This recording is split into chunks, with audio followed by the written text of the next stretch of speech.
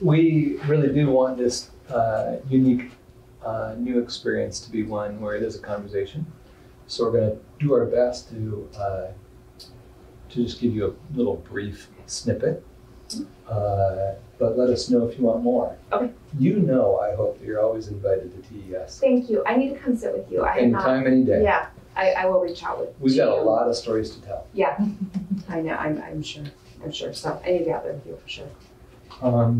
About 2 weeks ago, I was sitting in the courtyard with a couple of kids during lunchtime, and I was talking with them with the purpose of finding out more about their experiences as students at our fine school. And I get up and I notice this in the courtyard, in the middle of a field of grass, a weed that's flowering with a "Do Not Mow Me" sign. And the story behind it was that our custodian, in a lighthearted moment, put that sign next to it. The continuation of the story was when grounds came, they maneuvered their tractor around it, brought the weed eater out afterwards, and carefully mowed around it. And then Dave, our head custodian, was out for a little bit, and a student noticed that the sign had gone missing, probably in the wind, and created a new sign for Dave, and that's the next sign then. And I thought to myself, that really is the story of the last few months at TES. We're a school that is really excited about noticing every single little detail and paying attention to it. We're a school that really appreciates having multiple people coming together to collaborate to make something beautiful happen. And it's a story, I guess, also about finding humor and joy in the work we're doing. We know that when we're filled with joy and finding time for humor, that students and staff alike are doing better work. And so that's really the beginning story of TES the last few months since we last talked with you. And I think this session is on belonging, if I'm right. And the fabulous Dean Blankenship. This is really her department that she leads some great work at. So I think she's got a story to tell as well. Yes, you can. Indeed, this was another slide just to remind you, of Yeah. course. Yep. Your Tahoma Cares is our Tahoma Cares. Every meeting we have at TES, whether it's a staff meeting, a leadership team meeting, a grade level meeting, our wheel of fortune is out to remind us the pathway to achieving those care goals. So, So these are some of the things. This was a slide we showed in the fall or December when we met, in about 6 areas that we were really focusing on. And so while we have focused on all 6 of those all year long, I wanted to focus just on 3 tonight. You can go to the next one. 3 of the ones that, you know, we really felt that we've dug really deep into in the area of belonging are, first, our monthly focuses. Our PBIS team and our CEL team came up with monthly focuses this year, and those have been really valuable tools in being able to go into classrooms and teach kids and be proactive about how do we create this positive climate and culture of belonging and also implement skills. This month is Mental Health Awareness Month, and so that's our focus this month. But each month, our SEL team has gone into all of the classrooms, and we're really proud that the SEL team has connected with 100% of our student body at least one time a month in the classroom. Plus, outside of that, we do lunch bunch, but we've tried to go beyond just the eating lunch. It's more of a get to know you and have activities. And 100% of our student body has been able to participate in that at least once this school year. So that's a pretty proud moment for our team, and we thought that was a pretty big goal, but we did it. That's right.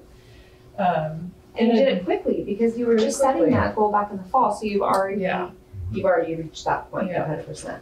Then I think what in digging deeper, we're trying to get a little further below the surface than just the lunch bunch or the friendship groups. We're doing targeted skill groups. We're really focusing on the teaching and learning that happens and trying to be really proactive rather than in response to, oh, we see there's a problem, so we're going to pull this group together. So trying to really dig a little deeper.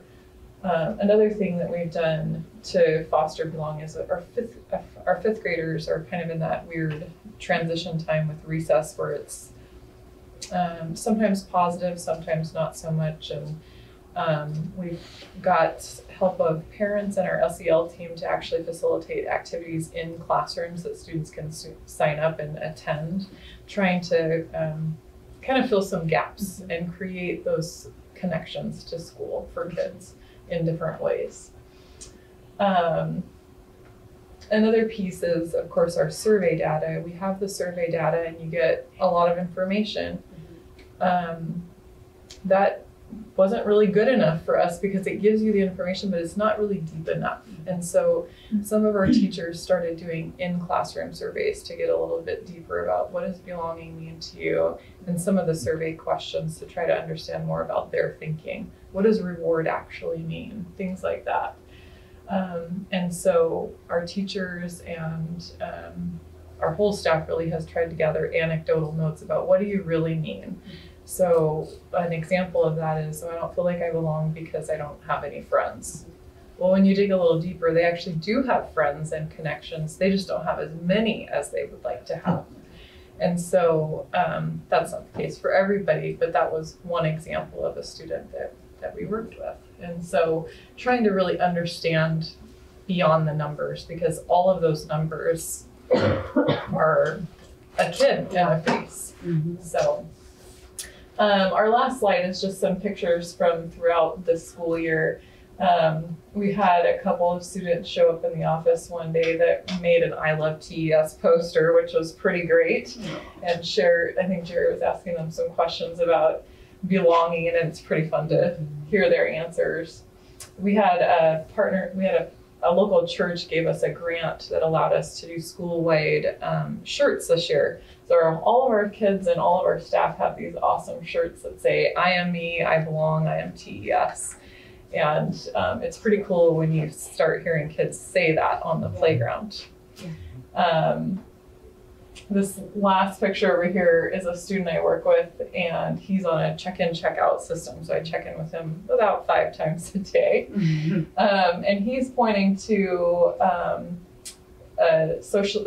emotional regulation chart about the zones of regulation. And he was showing me that he's in the green zone, but the greatest comment about it is he said, I'm in the green zone, but even if I'm in a different zone, I still belong. So that was pretty cool.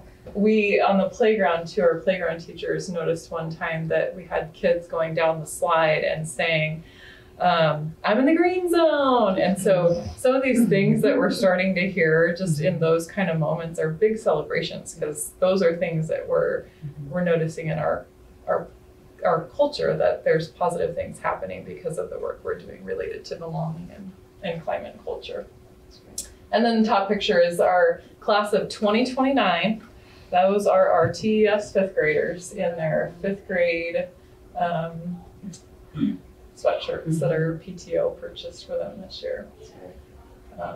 So I think our hope really is that this has been for TES a foundation from the very beginning of creating a positive climate and culture and creating a sense of belonging and connection for all of our kids and our families and our staff. We really would love to see this continue to be a focus like it's been this year, district-wide, and that we really continue that work, because it really does make a difference. When kids feel like they belong, they perform better at school. They have better friendships, better connections. Our families are more connected and better partners, and our staff we just all work better when we're fostering those relationships. And really intentionally doing that. So I could talk forever about this because it's very exciting work, but we'll leave time for questions and anything else you might want to know. Okay. What areas have you guys found, in coming back to in person in the fall and where we're at now, looking at the end of the year now, last days here, what have been your biggest surprises, I guess, in terms of the work around belonging? In some of my meetings with some of the principals, I've been a little bit concerned just because they've had concerns around like some behaviors and stuff that they've just never really seen at this stage and age of where they're at. And a lot of that in my mind can be connected back to belonging. I feel. So when I've asked that question before of others, that's been a response that I've gotten commonly. So, it doesn't have to be a negative surprise. I don't want it to be a negative thing, but what would you say is the biggest kind of, scratch your head over that one?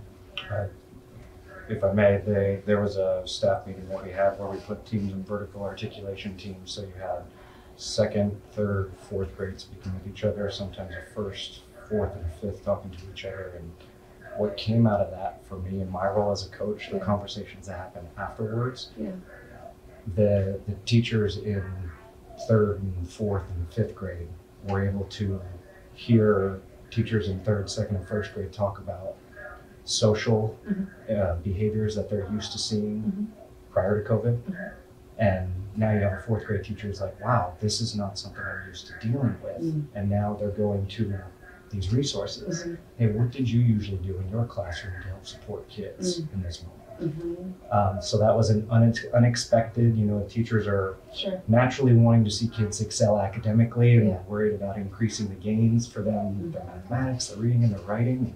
From that meeting, this unintentional moment of connection was built, and now you see fourth grade teachers going and connecting with second grade teachers saying, hey, beginning of the year or in the middle of the year, what are some things you do to support this type of behavior to make sure they're still having access to their academics? Interesting.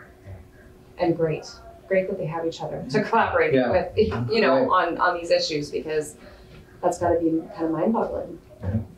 And none of us knew how these kids would come back to the full-time school, and for sure there were some developmental milestones that the students would have gone through and experienced at one of their stages along the way that they didn't experience when they were at home. And I think some of that's showing up in a larger than usual number in kind of an anxiousness that the kids have, that they know that something doesn't feel right. I'm being, pushed in ways that aren't where I should be pushed based on my development. That was delayed a little bit because of this. So, but it's good that we've had almost a complete full year of somewhat normal school to get to know those needs, to help them to feel more comfortable with what school looks and sounds like. Already leaves me super optimistic for the fall, really.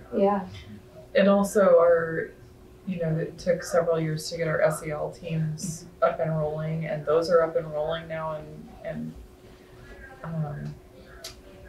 that has been, I think, the key to success. Having that team in place, and it would have been much more different to manage the high level of needs without that extra support. I can imagine. And I think it's important to remember, there have been some standout things. There have been mature issues coming down a little earlier than we would have expected. But still, when you look at our student body, most of our kids are really doing a great job. And the ones that need extra support, we have a lot of extra support to give them because of our SEL team right now. That's right. So, if you knew then what you know now, would you have done anything differently over this past year for inspiring, the belonging piece? Is there anything that you would have tweaked, or anything kind of going into next year as you continue to think about the goals that you might kind of pivot? For me, I wish we would have done the vertical articulation meeting sooner in the year. We did that after the second round of belonging data, so kind of late January, February, which is actually a pretty good time. There's a large instructional period chunk of time that allows teachers to have their kids consecutively for multiple days. I still wish we would have done that sooner. Like fall, like yeah. earlier in the fall. Because what came out of it was, our teachers, they want to do well for the students and they want to support them as best they can. So they created those natural pathways with each other once the opportunity was given to them. Yeah. So that's something next year that I hope we do it sooner. Because that was one thing that I heard a lot of really positive feedback from the people I work with. And do you guys do that just once a year, or do you do it twice a year? We do it multiple times a year, Okay. at least we have. Okay. In this case, this was a situation where we're looking at belonging and there's so many different conversations happening at multiple grade levels, so it was an intentional choice to allow them to develop better understanding with each other too. Yeah. Not just with their own grade level team. Yeah, which is great. So I hope that's an intentional strategy that I would like to use with staff on a building release Friday sooner to support them and to build intentional pathways. It's a 2-minute one. That timekeeper, she's on. I think, we can look back and reflect on changes we may have made, but I'm not sure we would have, because I think the unfolding of the journey has been such a growth experience for the staff that are trying to serve students in better ways. And the thing that pops to my mind is just the definition of belonging that we started with in August, and how that definition has evolved and what we've learned about it has inspired staff to collaborate like they've never collaborated in our 5 years in existence, not just in their teams, but across the school. And the new ideas that pop up because they really have a deep ownership in the work now is gonna just be so powerful. And that wouldn't have happened if they were told in a Friday afternoon session, here's the definition, here's what you do with it. Yeah. It's really organically growing and all in service of helping our kids to be better learners. Yeah. And it's like, That's right. And so launching into next year, what do you think, what are the greatest needs, would you say? And we only have like 39 seconds. 1 second. I think we have done a lot of work. We were talking actually just the other day about, this is the time of year you go buy all your flowers for your garden and your pots and they look perfect and everything's fantastic. Yeah. But if you don't weed and you don't water and you don't fertilize, all of that work that you did potentially could not be tended to. Yeah. And so looking ahead to next year, looking at where we've come along this journey and continuing it, making sure that we don't let any of that drop away, because that's been really valuable in the culture of our school. Yeah. So, did you see the loop back to the flowers? Oh my gosh, it was a perfect circle. She brought it back. Well, I just have to tell you guys, I want to thank you so deeply for everything you've done this year, because I know, I have so many friends that are teachers in the district and I have kids in the district. I know that it has been really, really hard, and there's been beautiful learning and beautiful growth. And I think at the end of the day, everyone is just so happy to be back and be together. And so I'm so grateful for you guys. So thank you so much. Thank you. thank you. Okay, you were great. Yes. Thank you for all you did. It's nice to have such partnerships. Yeah, it was nice. Better You well. We could talk for days about TES, but yeah. Excited. Oh, no, no. I thought that was a head start at first. Definitely not. So I know I've told Mr. Miller this before, but I'll tell you too. You're invited to TES anytime, any day, to ask any questions or take a tour or see the great things we have going on for the younger students in our system. You're always welcome. Yeah. I was having lunch in the courtyard with a couple of students a few weeks ago, talking with them about the experiences that they're having as TES students and trying to learn more about how we can serve them better. And I got up and I noticed this sign that says, "Do not mow me," that's in the middle of a field of grass. in the middle of our courtyard with some weed that's really a beautiful flower. And I thought, you know what? That's the whole story of TES since we last talked to the board about our site plan. And I guess the specifics of the story are that our custodian noticed this flower and put a little sign. The grounds department came for their mowing and mowed around the sign, brought back their weed eater, carefully tended to the lawn around it to make sure, in fact, the flower continued to grow. And then our custodian was out for a little bit and the sign had disappeared in the wind, and a student noticed it was gone and made a new sign to post. And I thought that really is a story of a lot of different people coming together, noticing the very smallest of details in what it takes to make the world a more beautiful place.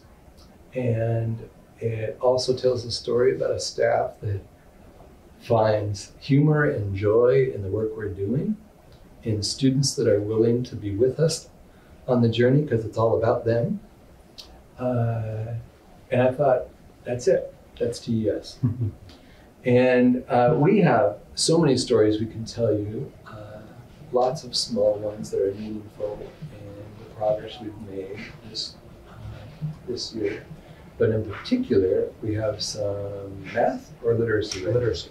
Some literacy stories. And for sure, if there's an academic area that's got a lot of buzz around it right now, this is it, right? The science of reading, you may have heard, it's a big deal. So Coach Maver is going to talk to you a little bit about that. I will share for sure at every meeting that we have at our school, and every time we gather together as a staff, our Wheel of Fortune is present because we believe those are the things that this staff is using to move forward the Tahoma Cares work that we're doing together. And those are foundational pieces that are never lost sight of, so we had to, of course, share them with you again tonight. Mr. Maver, a little bit about literacy, huh? So in December, we sat with the board members that were here in this room, and we shared what our focus was for the year. And you see these 6 categories up here. It's actually quite fun for me to come back and look at this because of those words, current reality. Because at that time, teachers could not pull groups larger than 3 or 4 because of the current restrictions. So small group instruction, which is one of the best ways to help kids become better readers, we had to get very creative with that. So I wanted you to see this, and I wanted you to know that these were our focus areas, and we did focus on them throughout this entire year. For tonight, though, the story I want to share with you is really going to dig into 2 specific areas so we could really dig in deep, because there was new data this year, and specifically referring to DIBELS, a screener that's really helping us identify early literacy skills. And then being intentional about that. What is that data telling us, and what are we going to do in service of our kids? So I wanted to share these images with you, and a couple things that you'll notice on here. The COVID restrictions, once we were allowed to take the masks off and bring kids closer together, you got to hear and see think, pair, shares come back in these small group lessons. So you have a teacher who's about to read a story when they're working on VAL teams. So she's about to read a story, they're working on VAL teams, and now they're making predictions about what they're going to read and what VAL teams they're going to be paying attention to. So there's some real intentionality behind that moment.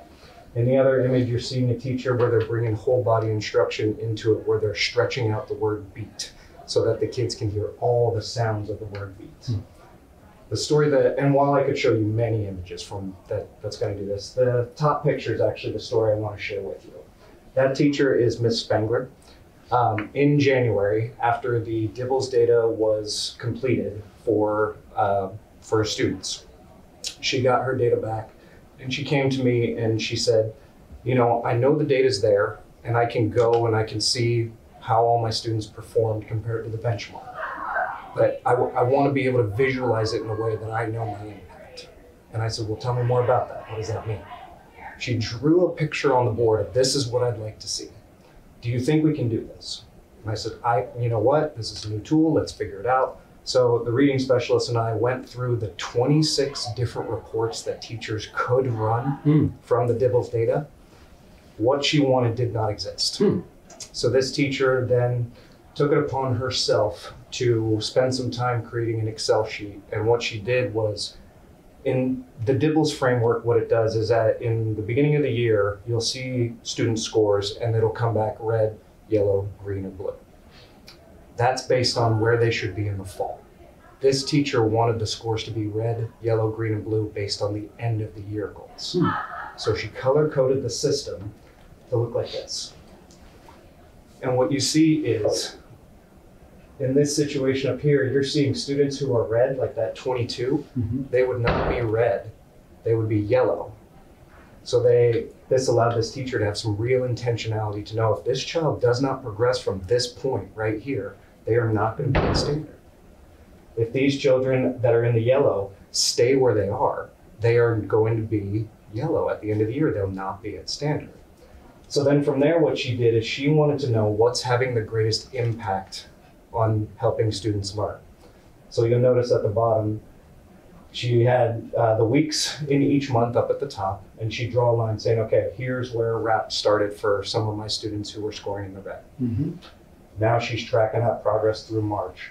And you see another line, here's when my literacy para started doing group rotations to really emphasize certain skills. Here's where a new student showed up. But that line right there, this is where the story really gets interesting.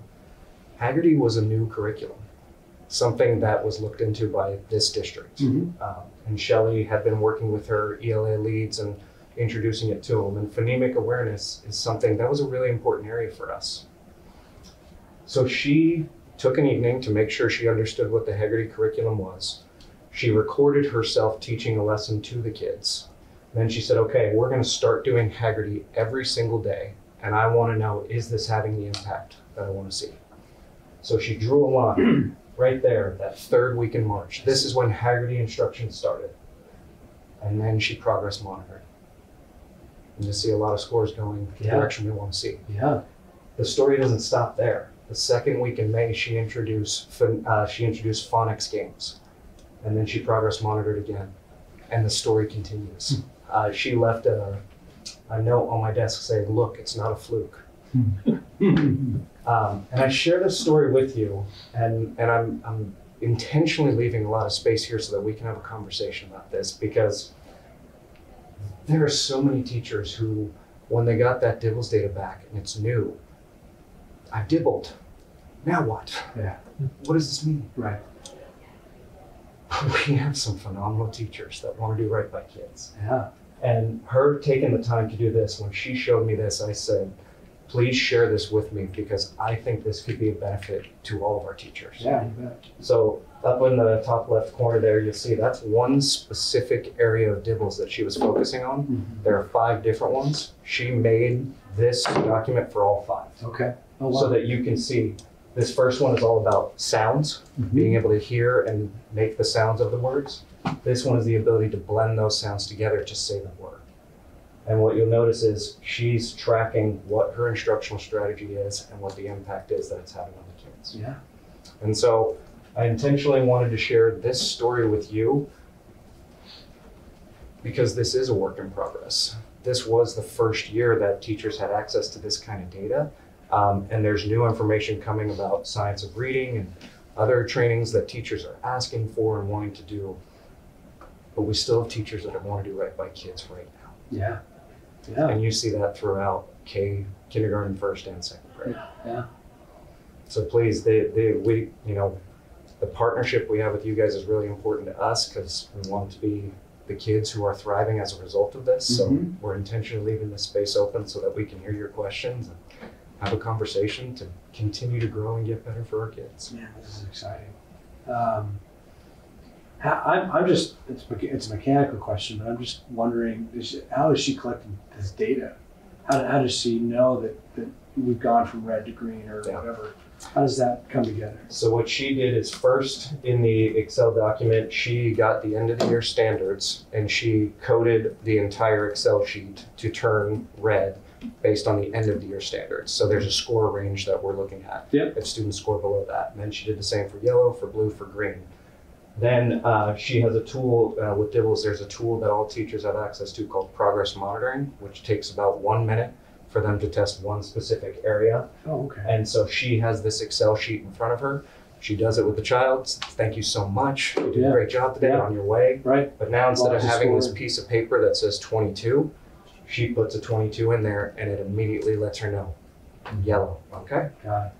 So she's getting immediate feedback that's allowing her to make a change the very next day in support of that child's learning. Yeah. So on the other one, flip back to the other one really quick. I'm looking at like fourth from the bottom, starts with a green 7, turns red, and then as we move along all the way up to blue, was the red 0, is that an anomaly? Or are there, I mean, you don't have to pick that line, you can pick any of those lines. There's a lot of reds that end up, flipping to green and blue and like some really neat stuff going on there. That was her question to me. Yeah. What is this telling me? Yeah. And I said, I would love to know. Progress. I mean, that's what it looks like. But what I guess I'm wondering, what happened? What was the intervention that got us there? I guess to some degree, it's the things that you mentioned at the bottom. Correct. Inserting some wrap assistance and different strategies. Yeah. And that's what we're trying. It's so hard in isolation to say this is the action that led to this result, right? And it's different for every student. But we're heading in that direction. Yeah. To have a few teachers that are willing to take a look at, okay, I'm not going to start anything but this, and I'm going to carefully watch for this much time, and then we're going to add something else to it. And some of these, like the starting of Hagerty, when I've talked with her, it's 5 minutes a day. And it's not a huge extra time commitment. Yeah. Now you could say that, well, it's just that 5 minutes. I'd make the leap that it's that 5 minutes, and they're referring to that 5 minutes throughout other things that she's doing in her classroom throughout the day, right? Well, what's the level of adoption or resistance to that new, set of skills or tools, what have you? So for Hagerty was something that Shelley Heiler was introducing to the ELA leads, and so they were having access to it. For many of the teachers, then it became a conversation that they were having in their PLCs of, okay, we'd love to know how this is going. But again, that comes back to how do you know that that's the thing that's creating the results you want, which is why for this teacher, I really appreciated her approach was she videotaped herself, she explain and shared it with her team and talked with her about, here's what it looks like. I'm officially going to start and do it every day starting on this, and I'm going to track it for a full 5 weeks. And she made a goal to progress monitor every child a week after it was done. As soon as they scored in the blue or a high green, she was going to move them forward, and she wasn't going to test them. So she did not have to continue to test all of her students because that would take all of her time. Got it. Makes sense. Yeah, I see. And so as far as the resistance that comes with this, that there was some, specifically I can think of, there were some teams that would say things like, why are nonsense words, why do they even matter? Well, that's where I feel like I can step in as a coach and talk about, nonsense words right now may not matter. At some point in their reading career, they will come across a word that they don't know. What strategies do they have? How are they going to break it apart? I mean, yes, we want them to put it into context, but they also need to be able to read the word to have a chance to put it into context. Yeah. So for this is actually a Hagerty lesson that she's doing right here, and you're seeing kids in the air. What they're doing in this moment is they're practicing hearing the ending sound of a word.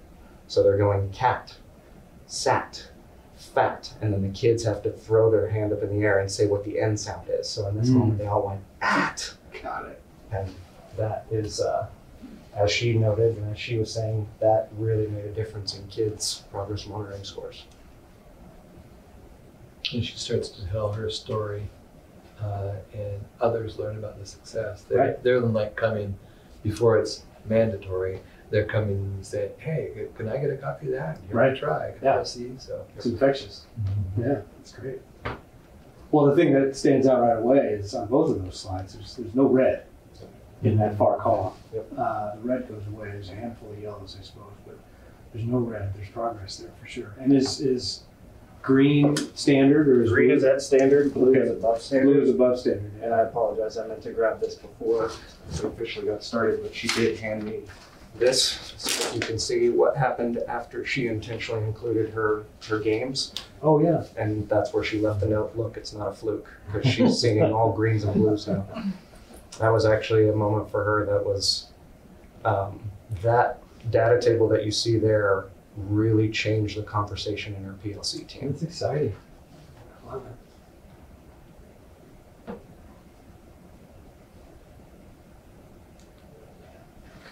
Wow. Okay. Well, how do we? Yeah.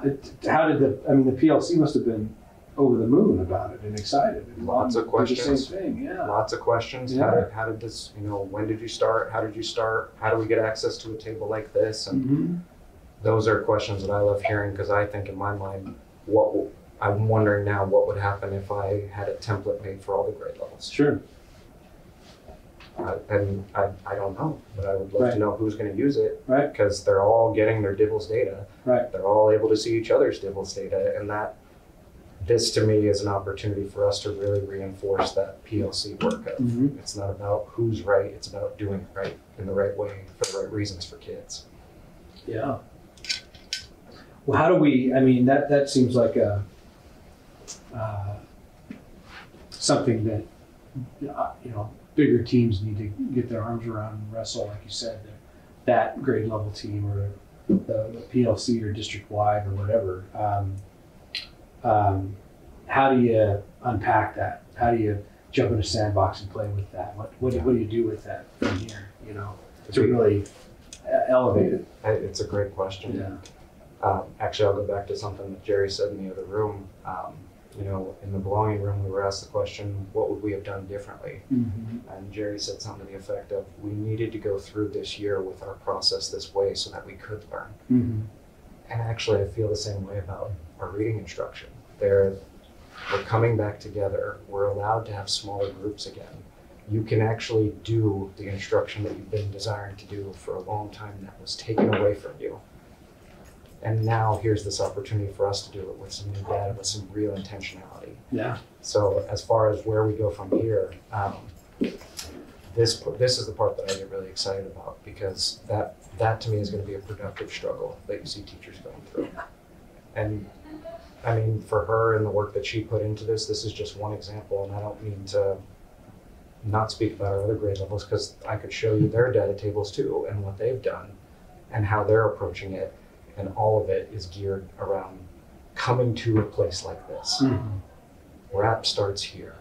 I'm intentionally pulling small groups with my para support during this week and really being intentional about measuring that growth.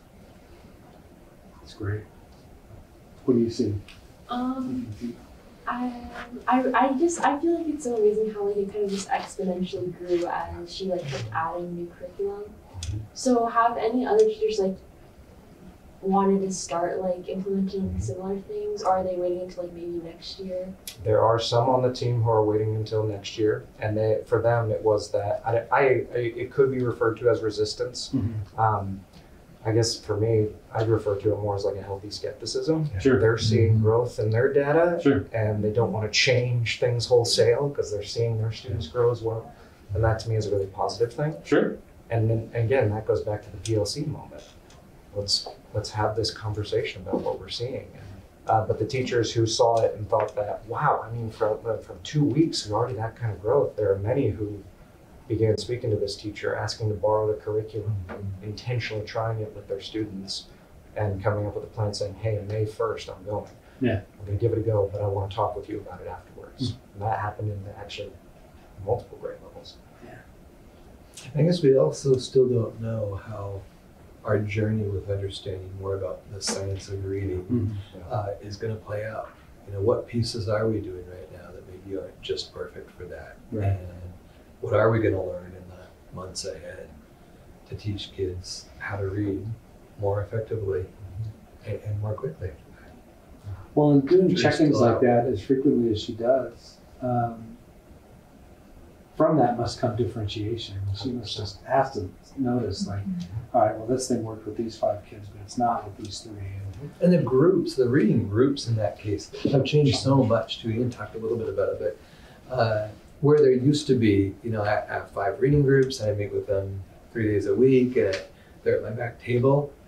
Those groups I'm noticing so much lately are ever changing. So not just like once a month when it's time to change the group, but it's Wednesday. I met with this group on Monday for this reason. Now I'm going to meet with a different group for a different reason that I didn't even imagine was going to be a group until yesterday. And that excites me too, talking about the differentiation piece and so meeting kids exactly where they need to be. Yeah. I like that. Yeah, and I'll use her as an example. After when she finished the second week and she progress monitored all of her students, she immediately noticed that she needed to make an adjustment for 3 of her groups. And she talked with her para about, hey, will you please work with the students on this specific area and pull these students during this time? Yeah. I mean, that change was made from a Friday to a Monday. Right. Because I can see they're still in the yellow Mm-hmm. and I want them to be in the Want green. them to be in the, yeah. What do you need? What do you need that you don't have to keep this thing moving and keep seeing these kinds of results?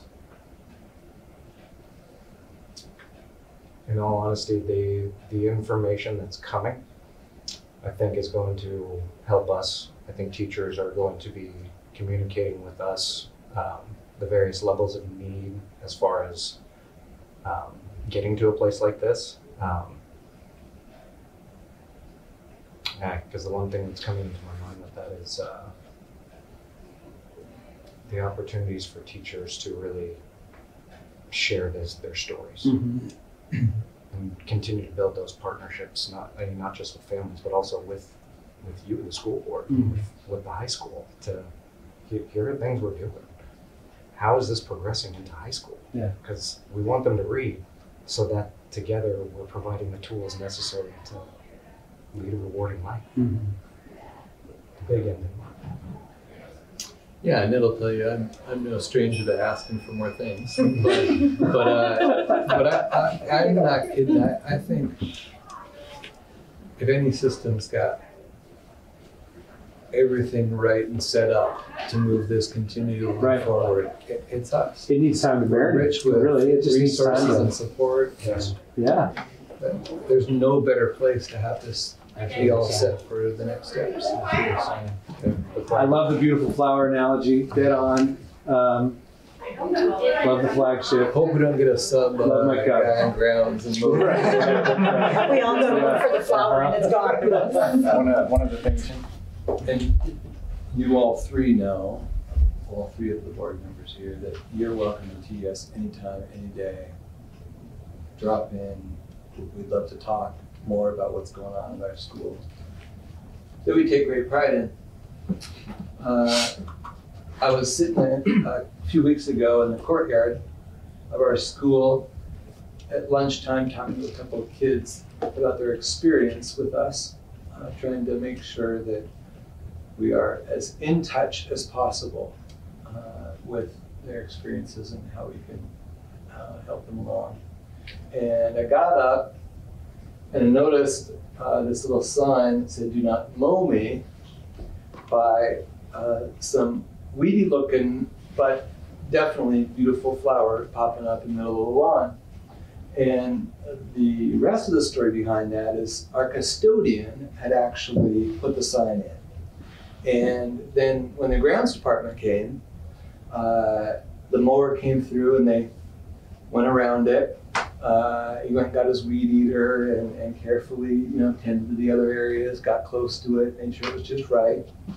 And then the custodian was out for a little bit, and a student noticed the sign was gone.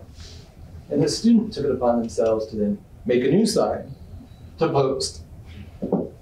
And I thought, yeah, that's the whole story of TES since we last met with the board a few months back. It's a place where we are working hard to make sure no detail is left untouched. The smallest details seem to matter the most right now with kids. It's a place where we look for opportunities to find humor and to find joy in our work, because we think people that have full hearts, both students and staff alike, are going to do better work and make more progress. It's a place where it's never just a one-person show. There were a lot of people involved in intended to this and collaborating and cooperating to make the flower happen and grow and thrive. And so I thought that really is our story. And I know that right now we're supposed to also tell you, I think, a little bit about math and the journey we've been on in 3rd through 5th grade math. And this has always been something that I've thought about and wanted to get to a place that we were ready to make some good progress with intermediate math. And I think we're on our way like I've never seen before with some of the good work that's going on with the teachers. And Ian's going to share a little bit about that with you. And I want you also to know for sure that your CARES prompt is always in front of us, and also always in front of us in every meeting that we have and every time the staff gathers is our wheel of fortune. That is our belief of the pathway that are going to get us to accomplishing the goals around Tahoma Cares. So with that, again, we're hoping this can be more conversational as well, because we value your thinking and your partnership and helping us to achieve our goals. In December, we shared this slide with you to talk about the intentionality that we were bringing to our math instruction to bring more mathematical thinking and flexibility into our instruction to support kids' learning. We also shared the story of noticing kids' language shifting in 3rd, 4th, and 5th grade. It's decided I'm not good at math. And the report card data was supporting that as well, that kids saying they're not good at math suddenly showing up more and more in the historical data. So this is what we shared with you, where we were going to be very intentional with our instruction to broaden kids' approach to mathematics. Tonight, I really want to dig deeper with that flexibility and that justification. These are 2 areas that our teachers have been working really hard on, providing opportunities. So as always, TES, we need to show you who we're talking about, because it's always about the kids. In that upper left-hand corner, you're seeing a teacher who has presented students with a game, and those kids during that game have to justify their thinking to each other about how their answer is a correct answer. In the bottom area here, you'll notice there's a teacher standing there. If you look real closely, I believe you can see Mr. Gaston right there. But this table group here, they were given a math talk. So just a question to start a mathematical conversation. The kids pulled out their whiteboards, they pulled out their calculators, and they began working and speaking with each other about the math that was posed to them. So again, that flexibility of approaching the problem and being able to talk to and justify with each other. And then we also, I think it's important to note, this was a change in practice. And that can bring about some hardships for teachers who are learning and trying to apply these strategies, which is why those partnerships are so important.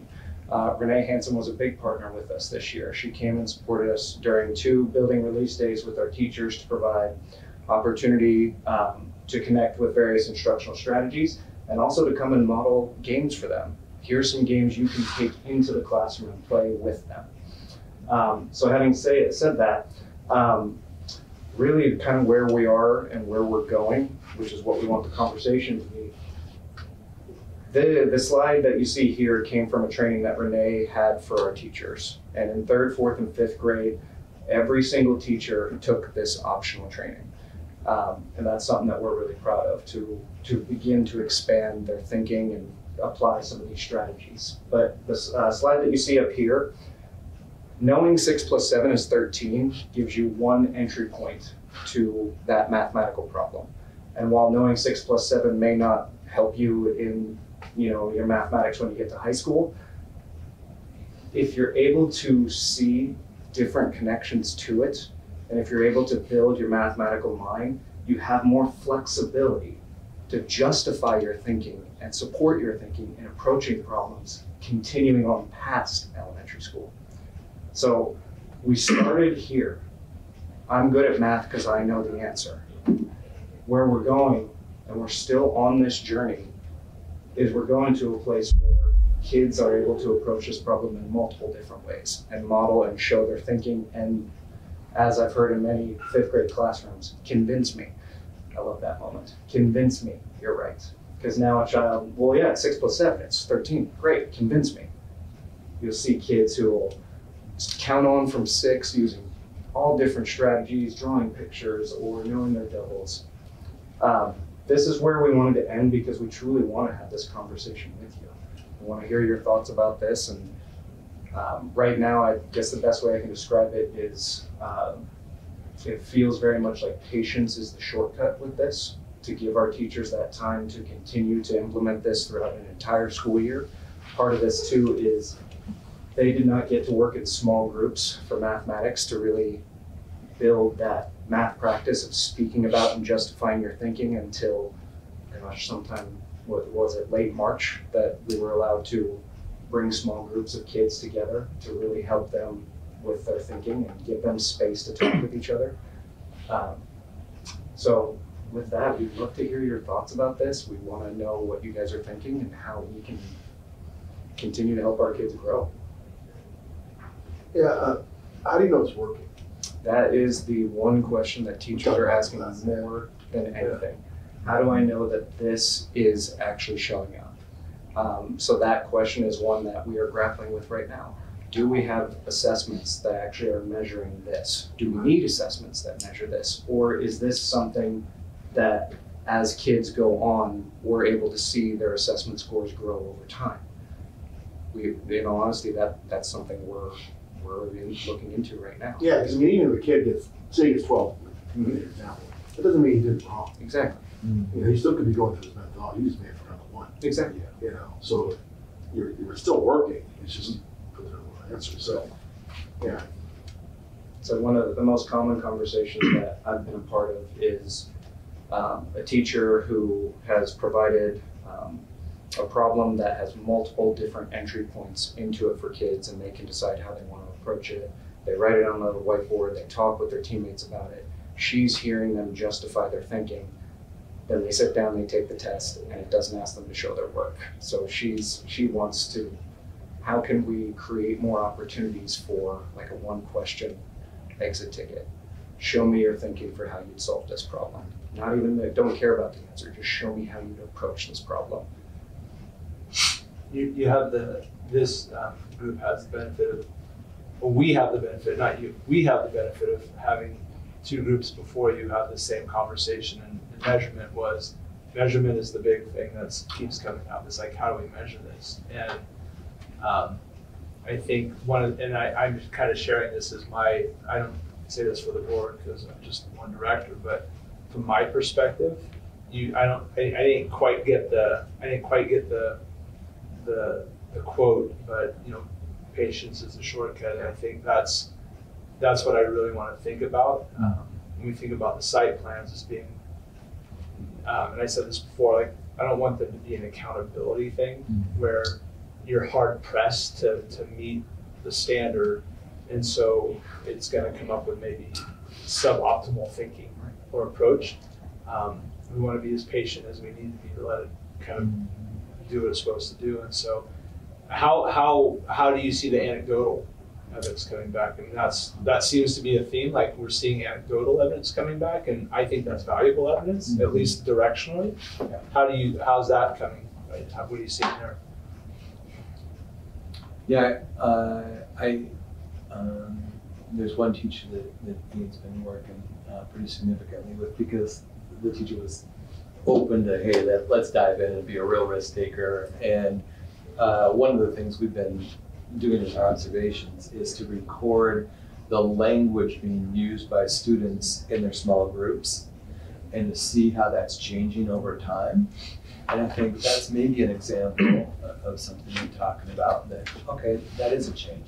Do we know in the end yet what the, test results after 3 or 4 months are going to be? No, but we're trying to find the little pieces of it.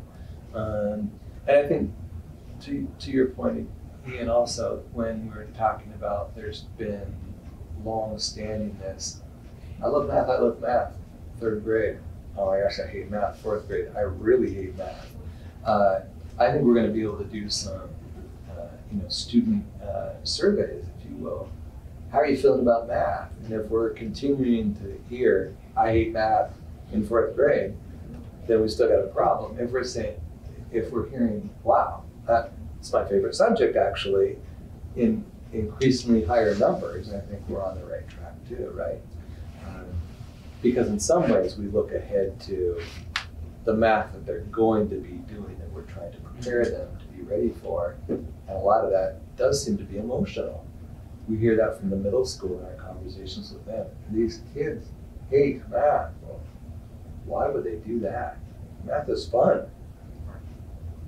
Yeah, I think that's my question is, do they enjoy doing this as well? How do you measure that? Not only are they doing it, but do they enjoy it, right? Yeah. They enjoy this process that you put in place here. He's going into any of our 3rd, 4th, and 5th grade classrooms during a math block. At some point, you're going to see kids engaging in games and conversations with their colleagues. With the teacher that Jerry was referring to, we were grappling with that measurement question. And so with that, I offered up, how about I'm just going to scribe what I'm hearing kids say in their groups, and we'll talk about it afterwards. Is that what you want to hear? The first time we did it, as he was just launching into, okay, I'm going to be very intentional about providing these games for kids and space to really grapple with what's happening. He was hearing things like, well, I don't get it. Is that what you want to hear from your students? Well, his response was, no, I want them to at least try and approach and try certain strategies that they know, to a point where we're at now, where the last time there was one group that I sat with where a student said, I think I got it right, and the other student said, yeah. In all the other groups, you heard a child say, here's what I did to solve the problem, what did you do? Now we're having a different conversation, and so for him, that changed what he was looking for. He was no longer looking for the right answer, he was looking at what kids were saying. Is that the measurement? We don't know. That's something that his team now is discussing, and I think from the sounds of it, wants to be very intentional about next year. We have 6 minutes left. I'm sorry that I didn't give you the halfway mark. I was looking at filming your job already. I'm just You're not even halfway through yet. There's a I don't know if anybody, there's a book out. It's called Growth Mindset by Carol Dweck. I don't know if anybody's read that, but it's one of the takeaways from that book is like you know that learning is happening and progress is happening if people are inquisitive. It's questions, like you want to see questions more than you want to see statements. That's like, that's one of her things. It's like that's the sign of a growth mindset. Whether that translates ultimately to an assessment that's better or worse, I think it's more just I had this conversation with, I can't remember what framework it is. There was, there's students who, what I've learned, there are students who are going to succeed no matter what. The majority of students are going to make it through, regardless of the curriculum, regardless of the instructional practice. They're just that way. But what we're trying to do is we're trying to capture those who need something. There's something more that they need to kind of flip them onto that mind frame of, hey, I can do this. I just need help, kind of mentality. And so I think what we said as the anecdotal, I think seems powerful. If there's only 3 statements that kids make about math, I'm either good at it, I like it, or I'm not good at it. Those seem to be the 3 that you hear, and I think that's indicative of.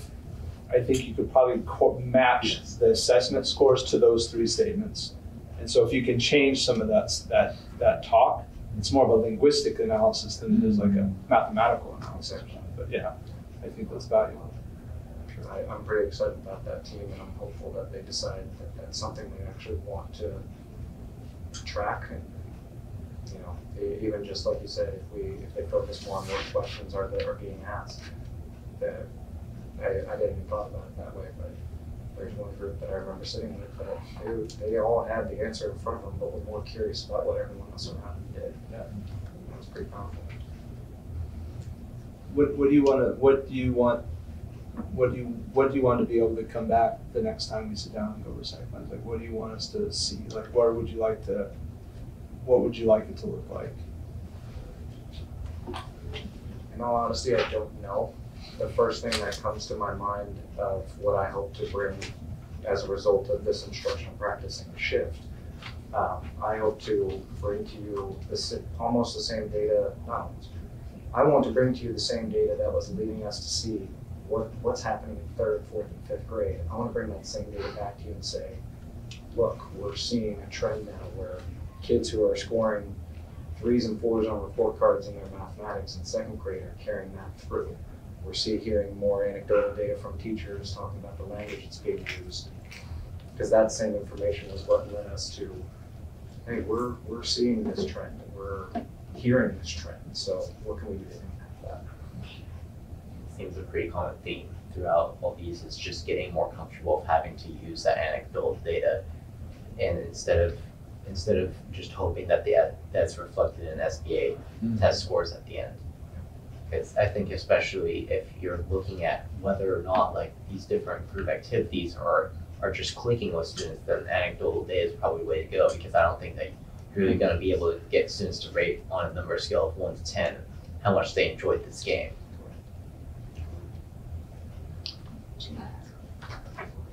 What does it say? 2 minutes. You're so less honest than I know. You're too nice for your job. I was really impressed with the idea of that you were listening for that student discourse. Like, I don't know that I would have thought of that. And I think that's really smart. And thinking about what are you wanting to hear, and also what does success look and sound like? Are the questions that you're asking teachers and helping them to articulate that? That's just super smart. It's going to help us learn a lot. Don and I think we talked about it once in terms of like, I understand it, like we call it agile project work, agile project development, where you break big milestone model type improvement, you break it into small circles, and you try to sometimes anecdotal evidence stories are all you have to see if you're directionally moving in the right place, and at some point you validate that and you can put data to that, but it doesn't always happen as soon as we would like. And again, that's why I say I don't want this document to be something that you're sweating every time we have this conversation, like, well, I'm not there, I didn't get there. As long as we're putting the cycles and the reps in, I think that's where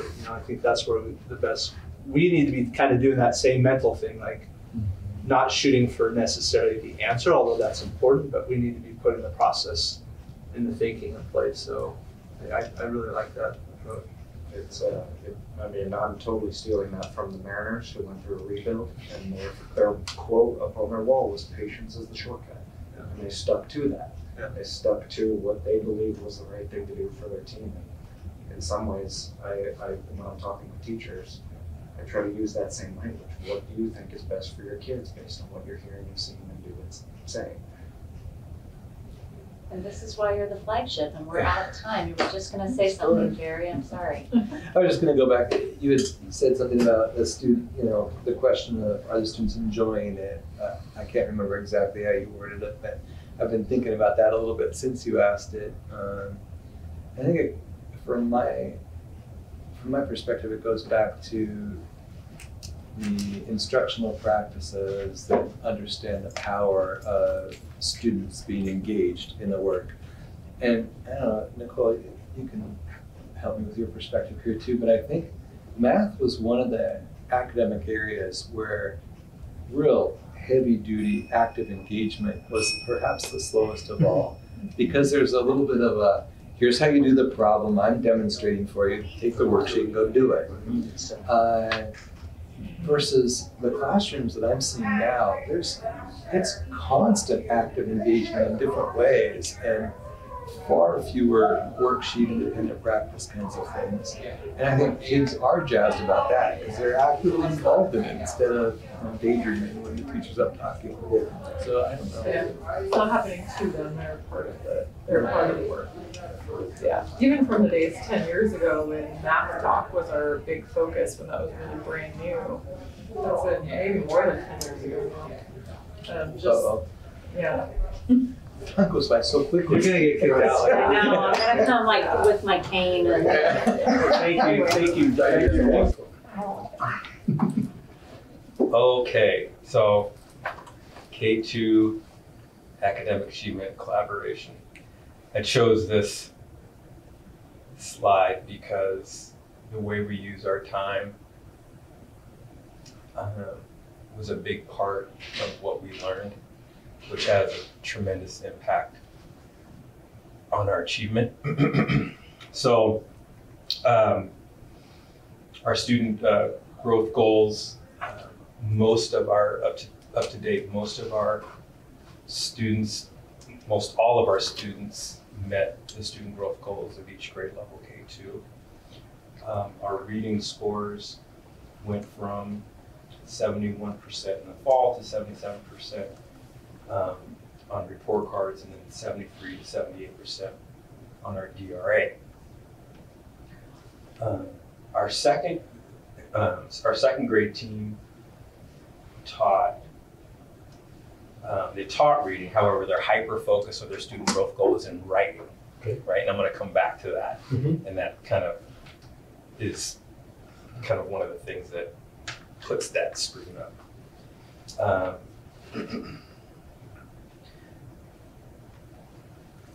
What went well is the work in our PLCs, learning the process. And I don't want to steal the thunder of Emily Coleman, our wonderful instructional coach, and our superstar teacher, Kim Fitzpatrick, leader of third grade IoT member.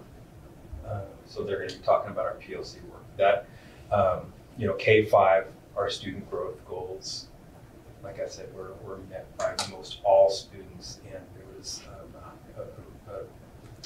a lot of learning around the table of the teachers and making that happen. What did not work so well? And I appreciate the site plan work and being able to come back and talk about being real and just talking about things that went well and maybe not so well, and we'll do it different next year. And so it just gives you time to reflect, and so I appreciate this time to do that.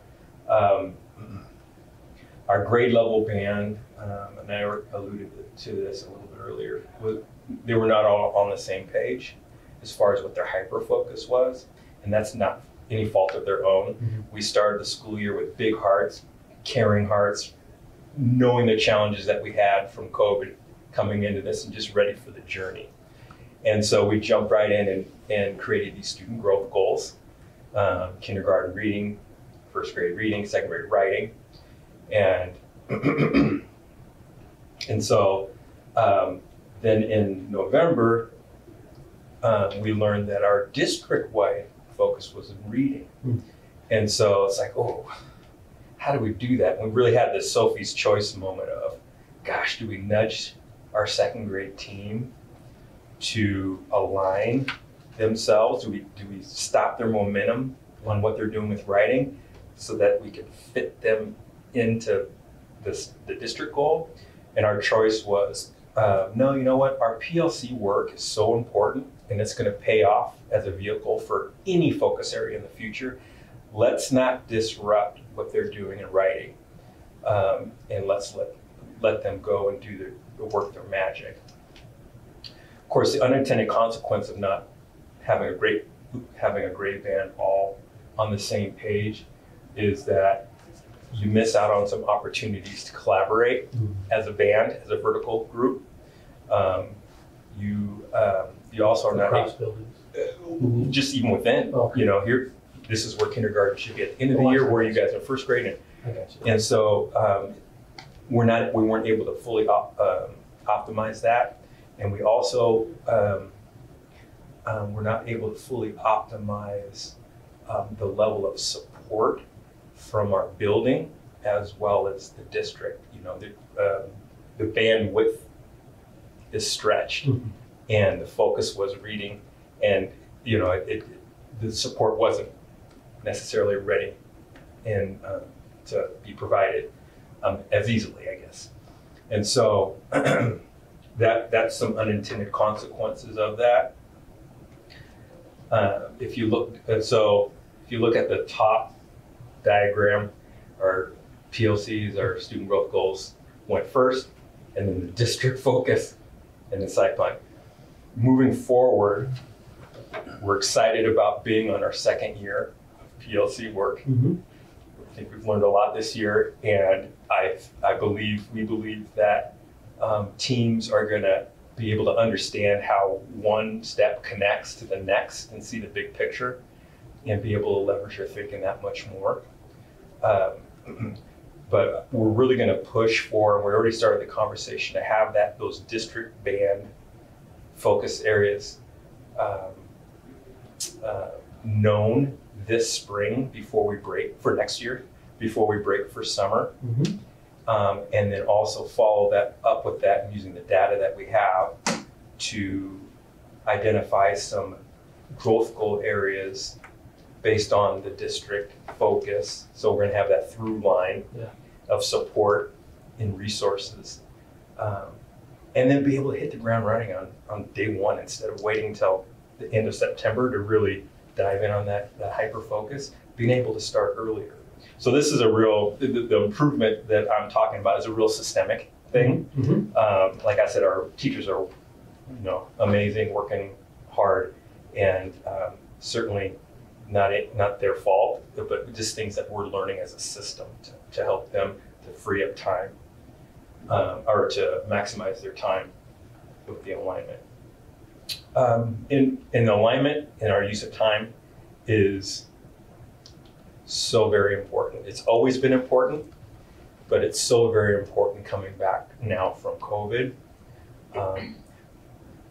Our population is changing, and there's opportunities to provide equity, more opportunities than ever before, but that also takes time and our best thinking. And so the way we use our time is going to be that much more important. So we look forward to next year for sure. And with that, I'm going to turn it over to our PLC queen. So I'm going to give just kind of an overview of where we're at with our site plan when it comes to PLCs and collaboration, and then Kim's going to actually kind of talk about what a PLC looked like in action this year. So one of the things that really worked well and we felt was moving the needle based on feedback from staff and our surveys that we collected was going through the framework of the PLC Plus with intentionality. So those are the 5 questions and the cross-cutting values of the framework, and we've done a lot of work on the questions themselves. And so these are some examples of protocols that teams filled out as we were learning about that question and going through that question. So for example, where are we now analyzing data and looking at where students are at and what we're going to do next? And then how do we move learning forward, looking at how to take students from where they're at and move them to the next step, level, skill, whatever it might be.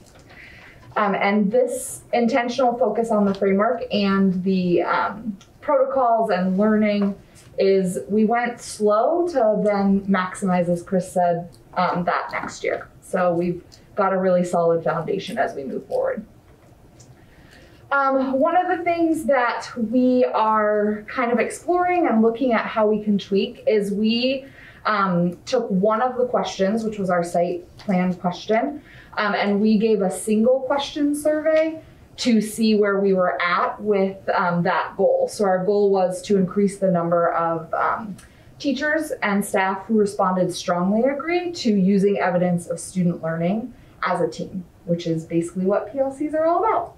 And so in the fall, there was 56% of staff and we went to 44. So that was something we spent some time analyzing. And one of the things we considered is the implementation dip that happens as you learn something new and you start to understand that, oh, maybe what I thought about that is different than what I'm learning now. So I think that was a huge piece of it. And so one of the things we intentionally did was let's get through the entire framework to see if that changes kind of understanding and where we're at before we make any changes to that. Because we had only gotten to, at that point, I think we'd gotten to question 2 or 3. So we weren't even completely done to question 5. So that was kind of the thinking behind that. We did see in the survey, though, a lot of increased understanding of what PLCs are and investment. So I'm going to show you on the next slide some examples of feedback that we got from the survey. And some of it is things that helped us change and adapt, and some of it is things that reinforced or reaffirmed the things that we were already doing. So on the right-hand side are kind of those things that reaffirmed. You know, I love it. It's allowing me to communicate, learn, and reflect on actions together as a team that benefit students, and then allows us to stay focused on how to best meet the needs of students. And then on the left-hand side are things that we want to address. And so that first one, it's hard to feel like we're delving deep into all areas, is kind of what Chris was speaking to. We want to make sure that there's a really strong through line from everything that we're doing so teachers feel like they can dive deep into the things that they're exploring. And then less time between data check-ins. We had a once a month schedule, so we're looking at changing that. And then in the middle is addressing other kinds of concerns, so other things that come up, and we've put in place a system for doing that as well. And then some key actions that we changed or added to our site plan is adapting the focus of each question based on the needs of teams. So instead of just doing exactly what was in the framework, but kind of picking and choosing the things that met what teachers were telling us that they needed through their ILT reps, through surveys, protocols, that sort of thing. Differentiated support for teams. So some teams wanted support with doing a learning walk and seeing each other teach. Some wanted different materials or books to read. So differentiating support for teams. And then Chris and I had meetings with ILT reps to help support and see what was going well and what we could change. And then looking forward to next year, we're wanting to collect some more quantitative data with a survey that's really geared toward PLC. The data that we used this year was more geared toward belonging, which we'll continue to measure, but we'd also like to add in some specific PLC questions. That through line we talked about, changing the timing, and then of course capitalizing on what we built this year. So Kim is going to share the experience that she had with her team. She is a 3rd grade teacher, and so this was our K2 room, but the process that her team went through is very similar to what all teams did, so we thought it was a great example to share. Thanks, Emily. Thank you for inviting me. I appreciate being able to share the teacher's perspective through my lens, but I think even more importantly, it's really critical that we think about students and how we're impacting our kids in the classroom. What does that look like and what does that feel like? And of course our PLC work is only time well spent if it's moving kids forward and having a positive impact. So typically when I'm teaching and talking, I'm moving around. So it feels awkward to be sitting and doing this. Feel free to stand up. I'm very animated. Do as you do, when when I teach and share. But I did really put in a lot of thought and was deliberate about what I would share with you tonight. So I want to make sure that I don't overlook anything. I did write some things down, so I'm going to go ahead and stick to my script and just let you know. And then of course, if you have questions, you can ask. So the PLC framework supports our work as educators to build our individual and collective efficacy. It helps us to hold high expectations for ourselves and our students to ensure that we have that equity, that we are supporting one another as we reflect on the effectiveness of our practice and whether or not we are successful at improving learning outcomes for all students. When we collaborate as a team, we leverage individual efficacy into collective teacher efficacy, harnessing our unique experiences, perspectives, and ideas to inform our teaching. And this requires deliberate practice and intentionality. So as a PLC team, we're accepting the responsibility for learning of all students. And we hold each other accountable to that high expectation. We're willing to talk openly and honestly about our work. We're willing to be vulnerable in our conversations, and this PLC framework has really brought us to the understanding that that's important, and it drives our decision making. When we directly discuss the values of equity and expectations, we may uncover assumptions that need to be addressed, which is exactly what happened this year. We learned more about our students, and by sharing openly with one another as a team, we were able to put that in the center of the room and then start chipping away at that and do what was best for kids collectively. We reflect on our progress and ask ourselves who benefited and who did not benefit. And what are the learning needs of our team, and most importantly, those of our students. Our team focused on math problem solving, particularly around our math practice 1, which is making sense of problems and persevering in solving them, having that component of the habit of mind of perseverance. Our students should be able to make and analyze and make conjectures or assumptions, form opinions about how to solve a problem. That means we want them to be able to understand the word problem, to choose a pathway for solving it and a strategy that might work. To be able to solve the problem and then check for accuracy. And then going beyond that in 3rd grade, there's an expectation that they can explain their thinking. So as a team, we administered our formative assessment, and this is all articulated in the slides, but rather than read those if you want to check this later. But as we worked, we stopped along the way and we asked those questions in our cycle of learning. Our formative assessment was here. We then came together after we determined the students' baseline knowledge, and we evaluated their strengths and areas where we were thinking that they could increase their knowledge, including flexibility with math fact fluency and our ability to help them grapple with productive struggles. So that's where that PLC framework piece really started to become evident in our work together as a team. I'm going to just fast forward a little bit and speak off this just because I see a 2-minute warning. So this slide is showing the increased growth. So this is the data piece. Up above you'll see on the left, this is at the pre-assessment, the formative assessment, where were they at with their understanding, planning, solving, and checking. And then on the right shows their growth. So that gray area is actually meeting standard.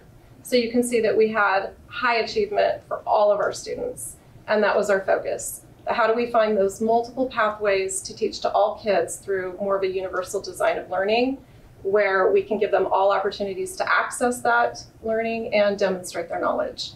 And so we were committed to collaborating with colleagues, to reaching out to instructional coaches, to providing supports through graphic organizers, and really teaching kids how to self-evaluate, to take more agency of their learning, more ownership of their learning, to be able to be thoughtful about setting goals.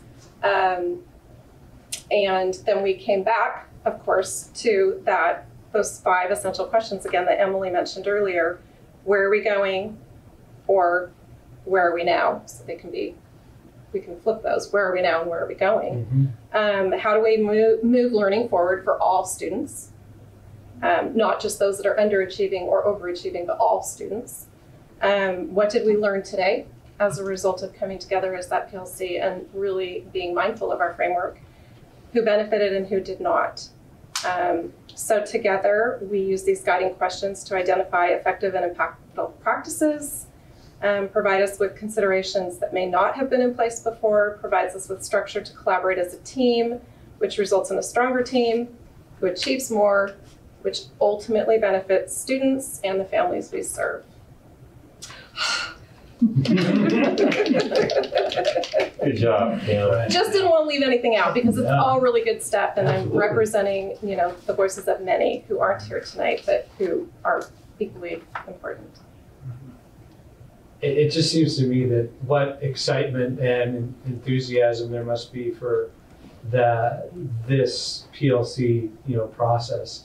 going into next year now that, I mean, y'all just have kind of got it dialed in now and are seeing results like this come through, and being able to hit the ground running on the first day of school and have that kind of momentum and muscle memory around this has got to be exciting. There was some vulnerability that we had to get to. We had to get to a place where we were willing to change how we always did things and be open to something new, to that new learning, stretch our growth mindset as well. But we have kids at the center of every conversation. So with that in mind, we embraced it, and it's been pretty productive, as you can see. Absolutely. We feel pretty proud of our work. That's great. Ding, ding. Ding, ding. Thank you. Ding. I remember that. Thank you so much, Kim. Thank you for coming. That was great. John. Yes, welcome. I'm Melanie Reedy, the principal. This is Amanda Blackbaugh, Carrie Higgins, our instructional coach. So here's a sampling of our Wildcats, and we are thrilled to present and to give you an update on the hard work that they have been doing. It really is a story of their hard work and their show of empathy to each other, and we couldn't do it without the staff that we have. So we'll talk a little bit about the hard work that the staff is doing so that they are feeling more of a sense of belonging. We have more work to do, and we've got some next steps in mind, but their voices are really at the center of our share tonight. Oh, click. Just a little delayed reaction. I'm in it with you. Okay. This really has been our North Star. Our site plan, our belonging goals, our action steps has really led the way in our work in our PBIS team meetings, along with our kind commitments. So if you haven't been to our building, it's knowing students by name, strength, and need in order to inspire learning and leadership, nurturing hearts and minds, and developing and maintaining partnerships so that we are ensuring learning for all. And the green pieces are where you would see our Tahoma Cares goals fit right in there.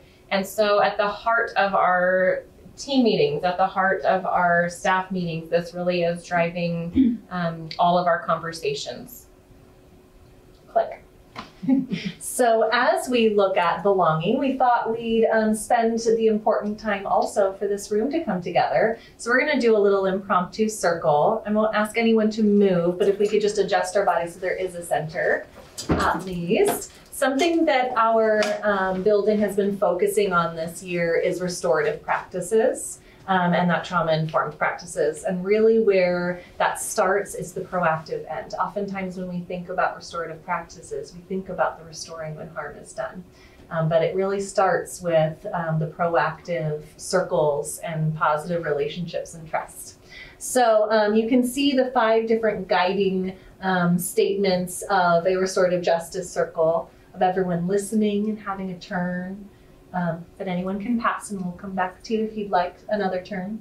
Speaking from your heart, listening from your heart. This is the hard one for me. Trust you'll know what to say, so avoid rehearsing in your head as you're waiting for your turn. And then say just enough so that we can all have our community time together. So what we'll do for our circle is we'll say our names, and then what is one word that describes your growth this year? And who is one person or support that made a difference in that growth? So for example, Aaliyah Sanchez, her word for growth would be teamwork, and person or support, Ms. Young. Is there anyone that would like to start the circle? Oscar. Thank you. What direction do you want to go? Oh, this way. Oh, great. So Dawn Wakely, and my word is support, and my person is a little wider than that, but I'm going to say my team. I'm Lisa Long. My word is collaboration, and yeah, I kind of have to go with that too. I think my person, I would say my 5th grade team. My name is Tracy Krause. My word would be collaboration, and the person or support that made a difference in that growth. I've been in HR now for 16 months, so I think our entire HR team coming together as a group in the work we've been doing. So. Carrie Hagness. My word that describes my growth is tremendous. And I'm going with team also. It's been way more than 1%.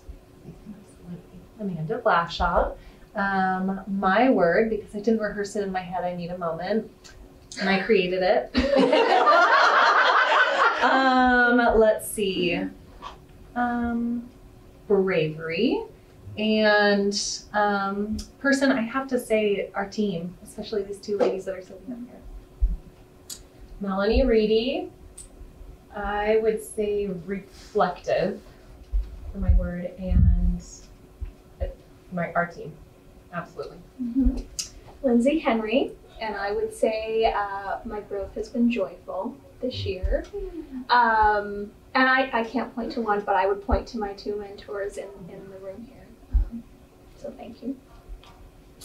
I'm Haley. I would say my word is perspective. That describes my growth this year. And I am going even beyond a team. I'm saying community. Community, our community, is what has made that biggest difference for me this year.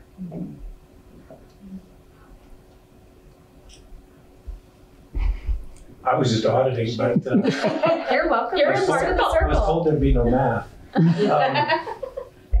One word describes growth. I didn't even think about this because I didn't think you'd ask me. I would say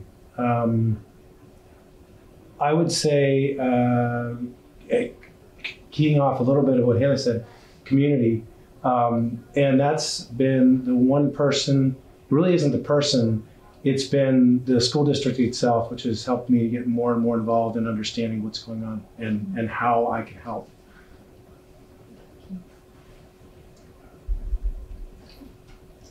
Thank you. Oh, I forgot, my name's Kyle. Nice to meet you, Kyle. Alrighty, so when we think about our belonging, we really are focusing on that student voice, those pictures that you saw, and the rest of our 921 Wildcats, if we're including preschool, which we do. And so as we think about learning their names, strengths, and needs, and knowing that we can think about it from a tiered perspective, right? So when we mentioned those supports or the people, most of us did not mention one person. We're thinking about lots of different places, tools, people. So we can, when we're digging down into the survey, the belonging survey, it's not just the survey that's where we're getting our information. We're getting our data by then coming back to connecting the survey results to our kind commitments. Where are we aligning? Where are we not aligning? Teacher and PLC reflection, looking at their personal data, our whole school data, their team data, and noticing trends. But also raising the voice of our student leadership team, asking them about belonging and where they're seeing that, and feedback based on that data as well. For some, we're thinking about empathy interviews at the classroom level. Teachers noticing, that didn't align with what I thought about this student. Let's ask some more questions. And then for our highest risk students on that assessment, the counselor doing some empathy interviews to dig deeper, to figure out the why. So the data that we're speaking of is this up here. So you can see for each chart, there's fall and winter for sharing their feelings at school, and then fall and winter for sharing ideas. This is K through 2. And then down here is 3 through 5 for the same thing. So they have a slightly different scale. But what you can see is that overall our data did not change very much. And initially that feels really demoralizing. But we decided to ask more questions and dig a little bit deeper into that. And what we did see is that many, if not most of our students that were in the red previously were in green or blue by that second round. So what that tells us is that our overall population of who's in which categories didn't change much, but our tier 3 interventions are being really successful. They're working.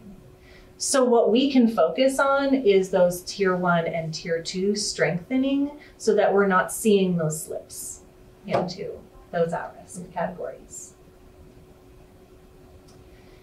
I won't read all this, don't worry. Breaking all the rules of slides. Yeah. But it was important to see, so SLT, when they were looking and hearing about that data, when we got together, they were really asked, first, let's define belonging together. Because that was one of the concerns that came up, and we realized there was a trend of maybe not understanding some of the questions. So we addressed that together.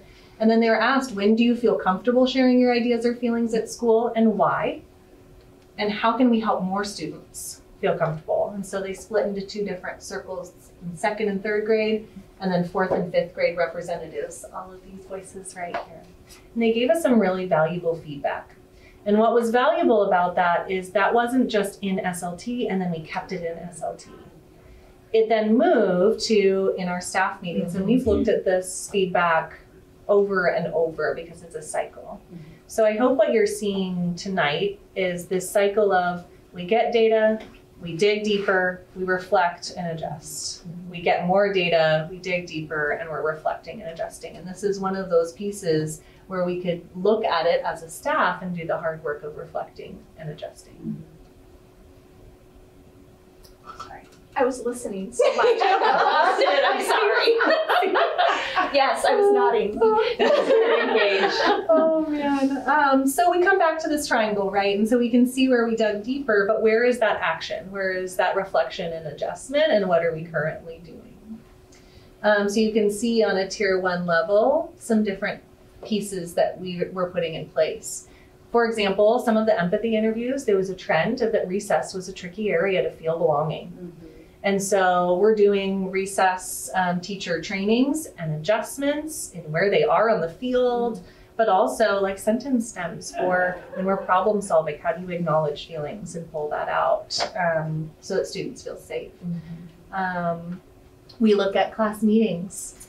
We're still not there school-wide. We're still working towards that, but getting closer to that because of those conversations and that student feedback. And then we think about purposeful partnering just as another highlight of, we've started to pair 5th graders with kindergartners or 2nd graders with 3rd graders based on different strength areas and different goal areas, and they're really looking to one another as mentors. And they choose it on their own. Haley's daughter has 2 littles walking into school, and so even when it's not an activity that we have planned, it's outside, meaningful for them. They're feeling it. Yeah. I think that, sorry if I can chime in. Yeah. That mystery wildcat thing has been really great in our wildcat work because correct me if I'm wrong, but I think you have looked at some of that belonging data to see which kids feel like they're blending in, that no one is noticing them. And we had one in my own class who was the mystery wildcat this week, and that was like such a big deal in the whole class and for her. And she came up to me and she goes, "Can I take that belonging survey again?" I know! That's I awesome. just about That's great. melted. And I was like, tell me all the good things. I want to hear it. So that's been really, really impactful. So for sure. Yeah. This is just so great. I have to just stop you and say, the way that you've talked about how you've presented this so far, to see the surveys from the fall, then the winter, then show the areas that you want to dig deeper in, and then to find specific examples of where this was, what this looked like, the through line as to what it looked like for the kids, and then adjust on that. Showing that whole process is so incredibly helpful. So thank you. This is beautiful. So I think when we once again went back to digging deeper and reflecting, we realized we celebrated that tier 3 growth, but we didn't understand the why. Why did that work? And were there themes of why there were so many students at risk that moved into these really high belonging categories? So we wanted to also be able to replicate not only adjust what's not working, but be able to replicate what's successful. So we're gonna listen to 2 of our Wildcats talk a little bit. We're gonna have this First, you can hear him talk about several different actual tier 1 and tier 2 things that we've been doing, but he's reflecting on that. So he, with a shirt that I could share, that he was read in every single category in the fall, and he's now blue in almost every single category because of accessing these different pieces. But he was able to so eloquently reflect on like what is working. Yeah. And that common language that he's able to like reference throughout. That's amazing. And then we've got one more in a different When Bill Weiss was at our building talking about middle school, he raised his hand and asked about video editing options because it was all about including, and there's different options for different interests. And Bill said, "You come talk to me." He's like, "I'll find your spot." And this very well-spoken, now 5th grader started out the year spending a lot of time with me, and he also shared that I could share that with you. He wanted me to tell a story about it, but he had a hard start, and then that leadership and that confidence allowed him to feel that belonging, that pathway. Thank you.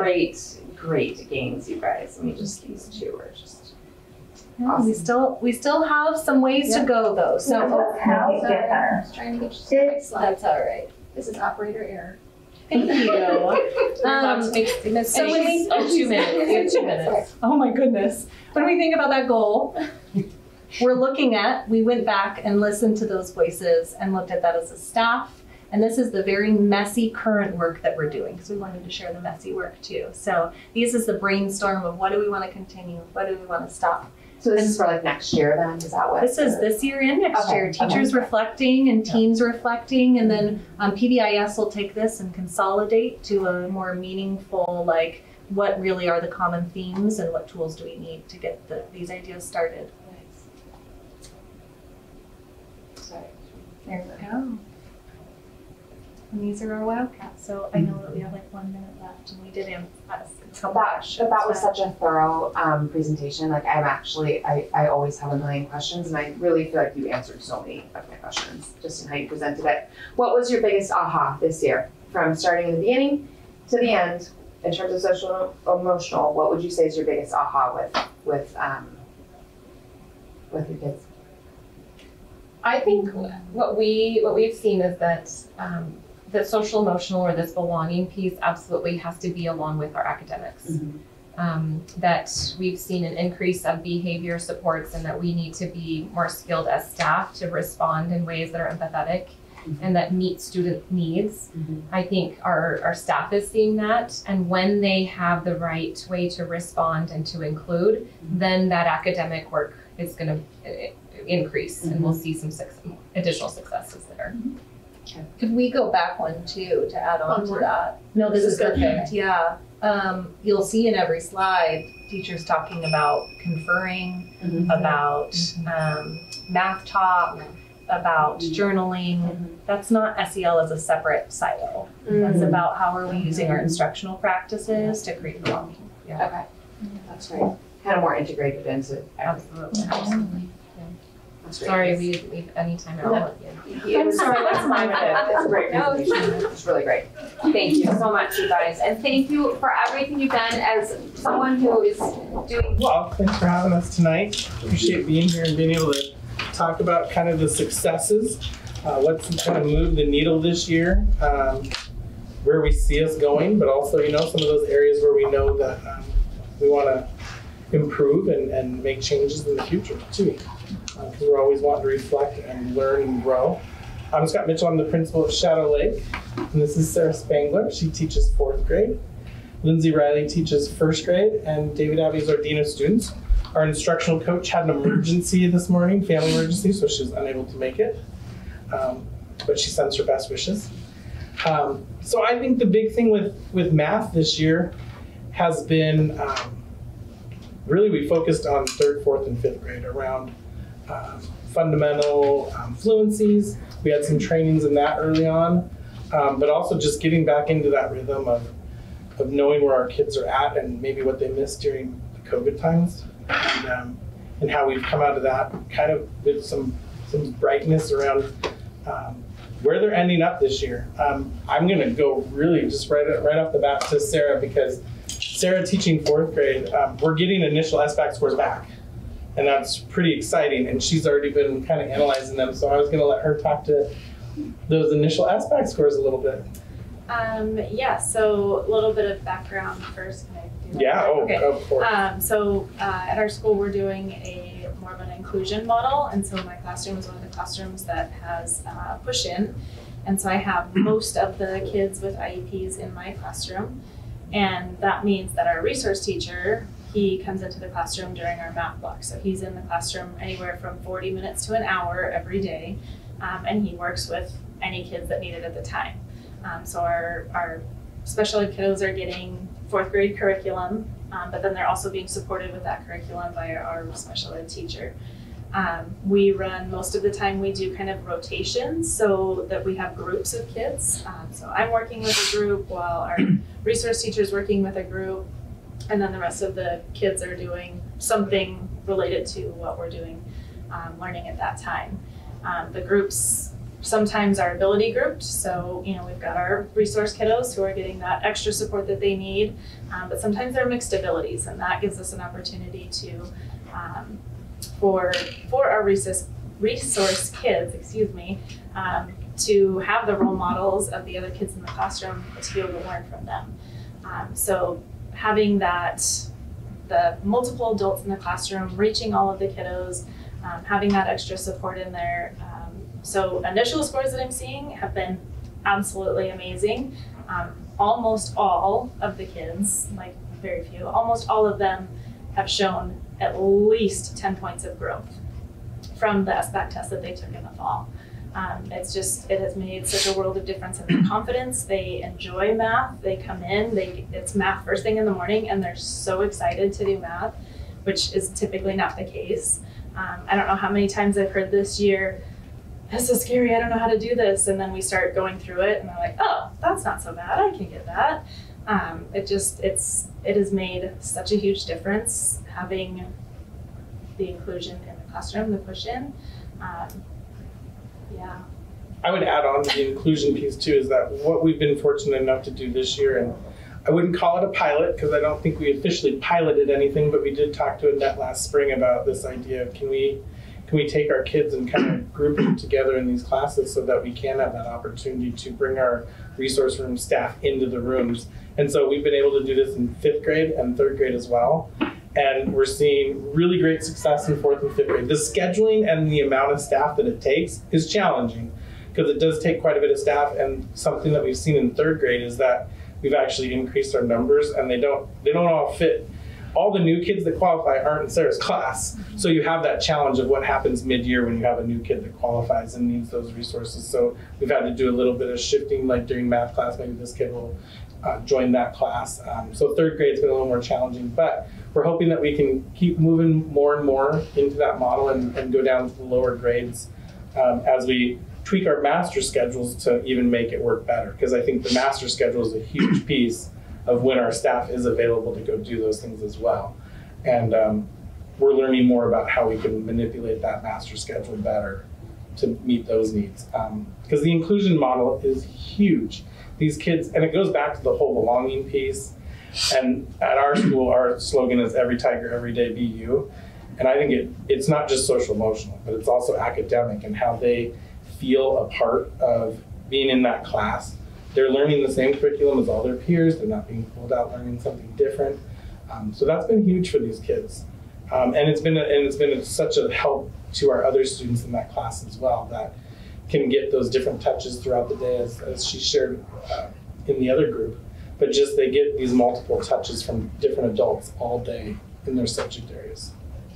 Does the SBAC, so is that, you're the last group and all the groups we've had before, nobody's actually touched that data? I mean, they've touched it, I know they're looking at it, but it's all, the conversation is kind of focused around like anecdotal evidence of how the work is happening and what the results have been. So thank you for that. I mean, that's good to hear. Is that across the board then, from, because you said it's on the kind of the push-in inclusion model, the SBAC is that across the board from like the mentally typical like regular gen ed students versus like the IEP students? How's that applied across? What do you mean? Any members from the other 3-4 grade? Yeah. I have not. Well, that's not true. I've heard from one other one, and she's seeing the same thing, or very similar anyway. The math is successful for sure. And also, SBAC data is interesting because we're comparing the third grade test that they took in the fall to now this fourth grade test, plus the performance task piece that they didn't take in the fall. So it's definitely a different comparison. And throughout the year, the anecdotal notes, the formative assessments that we've been doing throughout the year are showing that growth and showing that confidence too. That then, like I said, the kids who came in, they're like, I don't know how to do this. And now they have this confidence that, oh, I can do this. I do know how to do this. So I bring up SBAC data simply because it's fresh in my mind. Yeah. It's trickling in, mostly math scores are what's trickling in. So and you're just waiting for her. I am. Maybe a little obsessively. So I think some of the other pieces that we've also seen is the support from our coach. And the support from our coach has been really huge with our teachers in the area of the differentiation and the small groups.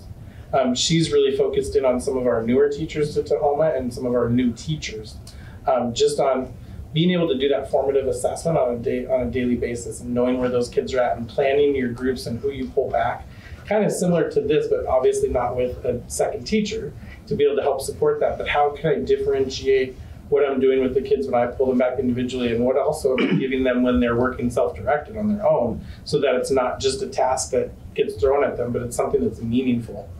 And so Carly has had opportunities to work with reading comprehension for math. She's worked with teaching problem-solving strategies with our teachers and giving them some of those tools to help support their kids there. Number sense with small focus groups, teaching how to justify your answers in math. Those are some of the big areas that she's been focusing on with some of our newer staff.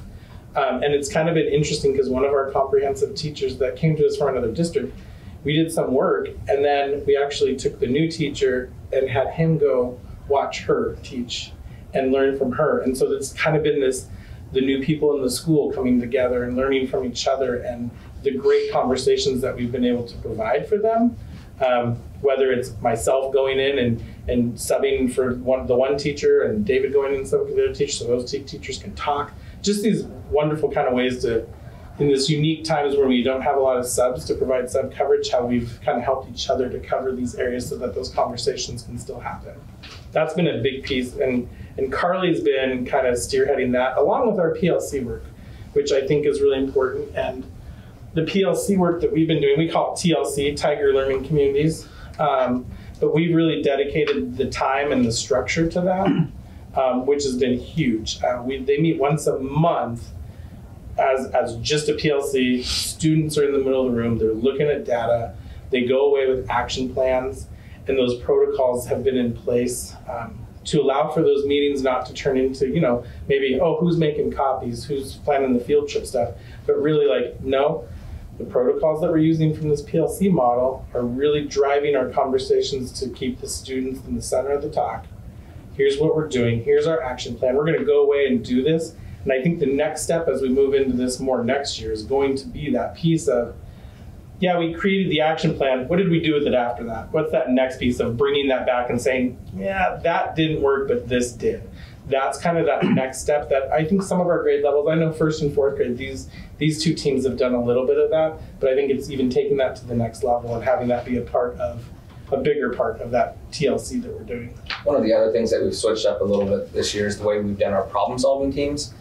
Instead of in the past, we had a problem solving team that was made up of a primary teacher, an intermediate teacher, our counselor. Now what we've done is we've gone to grade level problem solving teams, and once every 6 weeks, their whole grade level come together with the principal, the dean, our counselor, try to have a psychologist there, a reading specialist, and each teacher will bring a student or two to the problem solving team and be able to brainstorm as a grade level together. And so, and through that, one of the things that we wanted to do is be able to help generate ideas that the whole grade level could do as interventions for particular students. And then the way that we structure the PST is also to check back in on the kids that we talked about 6 weeks before and then move on to the new students that we want to talk about problem solving.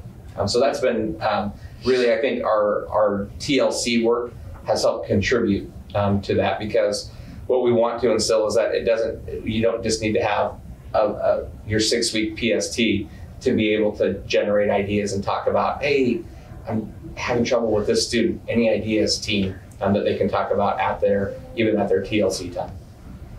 Yeah, and I think the unique thing about the PST that we changed again was that holds a grade level focus, and you really get those people that are working with that age of kids to really be able to help support that. And I think I always like to talk about the things that are moving the needle, but also like what's that next step. And I think the next step with these PST groups are,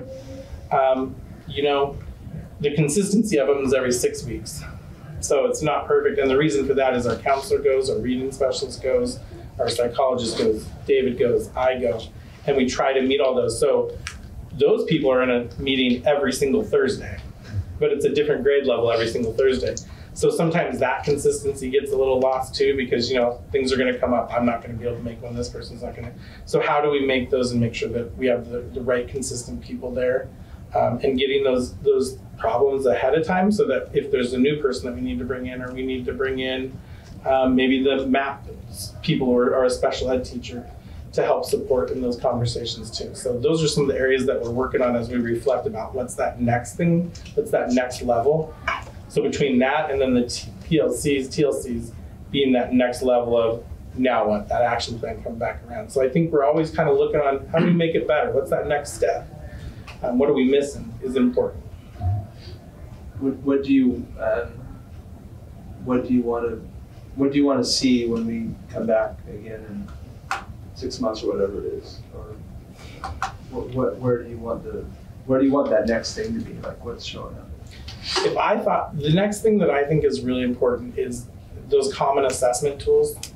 I mean, we have our kind of the unit assessments, but what are those common tools that we can all use? Rubrics for problem solving. One of the things that we kind of thought maybe isn't working, but maybe is our third grade kind of created their own rubrics, but we don't know, I think it's challenging when it's just our third grade using that, and where do you also, use that across other schools, and what does that look like? So I think some of those more common assessments that dive deeper into analyzing, kind of like the Dibbles in K2, which is a great reading assessment that really allows you to dive deep into one thing. I think it's time that we start really looking at some of those math assessments that we can use to really dive in on. They're struggling with number sense. They're struggling with fluency. And I think that a lot of that's more anecdotal based on the way that our assessments are set up, and that being able to dive in deeper and really be able to even progress monitor some of those more basic skills across the year. You have 5 minutes left. Thank you. So that's kind of the summary for math. I think coming out of COVID, the big thing for us was a lot of our grades wanted to really focus on the K-5 ELA. And so the math kind of, I'll admittedly got kind of put to the side a little bit, and the focus was more energy into that literacy piece. And it bled up into the 3rd and 4th grade. So I think moving forward, it's really being able to dive in on what's that next step with the math. And it's nice to hear that we had great success in math, but now I think it even moves into that other problem solving and that performance task piece that has that reading component that does make it challenging. And how can we take that reading component and blend it into that math component in the performance tasks? I feel like we have 2 good things going for us right now with Renee Hansen's push of fluency has been really, people have been very receptive to it and trying it out. Getting kids to be flexible thinkers with numbers and not just rote memorization of facts. And so that has been pretty powerful, at least in 4th grade, I know. I'm not sure what it's looking like in 3rd and 5th, but 4th grade we've been really pushing that number fluency. And then also with a new curriculum coming out soon, just gonna say that too. That will be huge. I love that we have some input and we're trying out these new curriculums because our curriculum is very dated right now.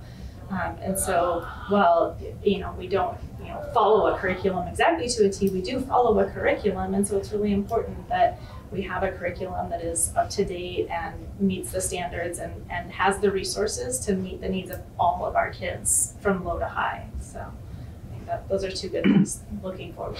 And I think, yeah, and to talk about the math curriculum too, I think that's 18 months. I'm starting to see that, but as we pilot this next year, I think we're gonna see some of those benefits. And I'm excited about a new math curriculum. The math curriculum's been the same one for me for a long time.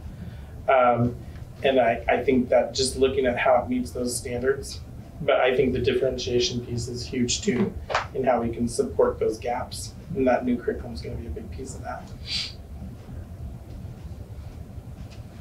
What other questions do you guys have? So you mentioned the action plans coming in with the TLCs. What does that really look like in the past year? Like, what do students really see in the classroom? That's a great question. I think that the big thing with the action plans is that our teachers are creating strategies together, and they're trying them out. A strategy that Sarah might use in her class might not be something that another 4th grade teacher is using. And so when the teachers are having those conversations, they're like, my kids are not understanding how to do this. And then Sarah's able to bring that strategy, and everybody agrees like, oh, we should all go try that strategy and then come back together and talk about how that strategy worked. That come back together piece is the piece that hasn't quite, that puzzle piece isn't quite there yet. It's that come back together and let's talk about how it worked and didn't work and what we could do moving forward. Merritt was a part of these, so I thought they were wonderful, but when Merritt was an instructional coach at Shadow Lake, we did learning labs. And we had that opportunity for 4 teachers to teach the same lesson, and you go into one room and then you kind of debrief and you talk about what would we change, how would we do that differently. And then the second teacher takes those changes and kind of does that, and then you debrief that and you're like, ooh, now what would we do different? So you're changing that same lesson and you're reflecting on what they're doing along the way. And I thought that was pretty beneficial for our grade levels when we were able to do that. A lot of sub time involved in that, which is challenging right now. But I think moving forward too, finding structures that we're able to do some more things like that within our own building and using the resources that we have within our own building to make that happen is really key. Let's talk swivel, because I think there's opportunity to do it. Yeah. Swivel and not needing subs. Yeah, I agree. Yeah, because with the TLCs, what we're noticing is, we meet the next month, so that's when we come back to talk about what worked and what didn't work. And I know in 4th grade, we find we're having conversations in the hallway. So we tried out this new strategy, and thankfully we're all in the same building, and we're standing in the hallway talking about, oh, this worked for this, and this didn't work here. And so we're doing that, but it's it's hallway conversation, not necessarily a month later at our next TLC meeting. So trying to track those things. I mean, change management's hard. Like trying to figure out, like you almost have to have an organization that sits on top of the organization to help the bottom organization change, right? Yeah. So is there any, we've had the benefit of hearing 6 presentations today.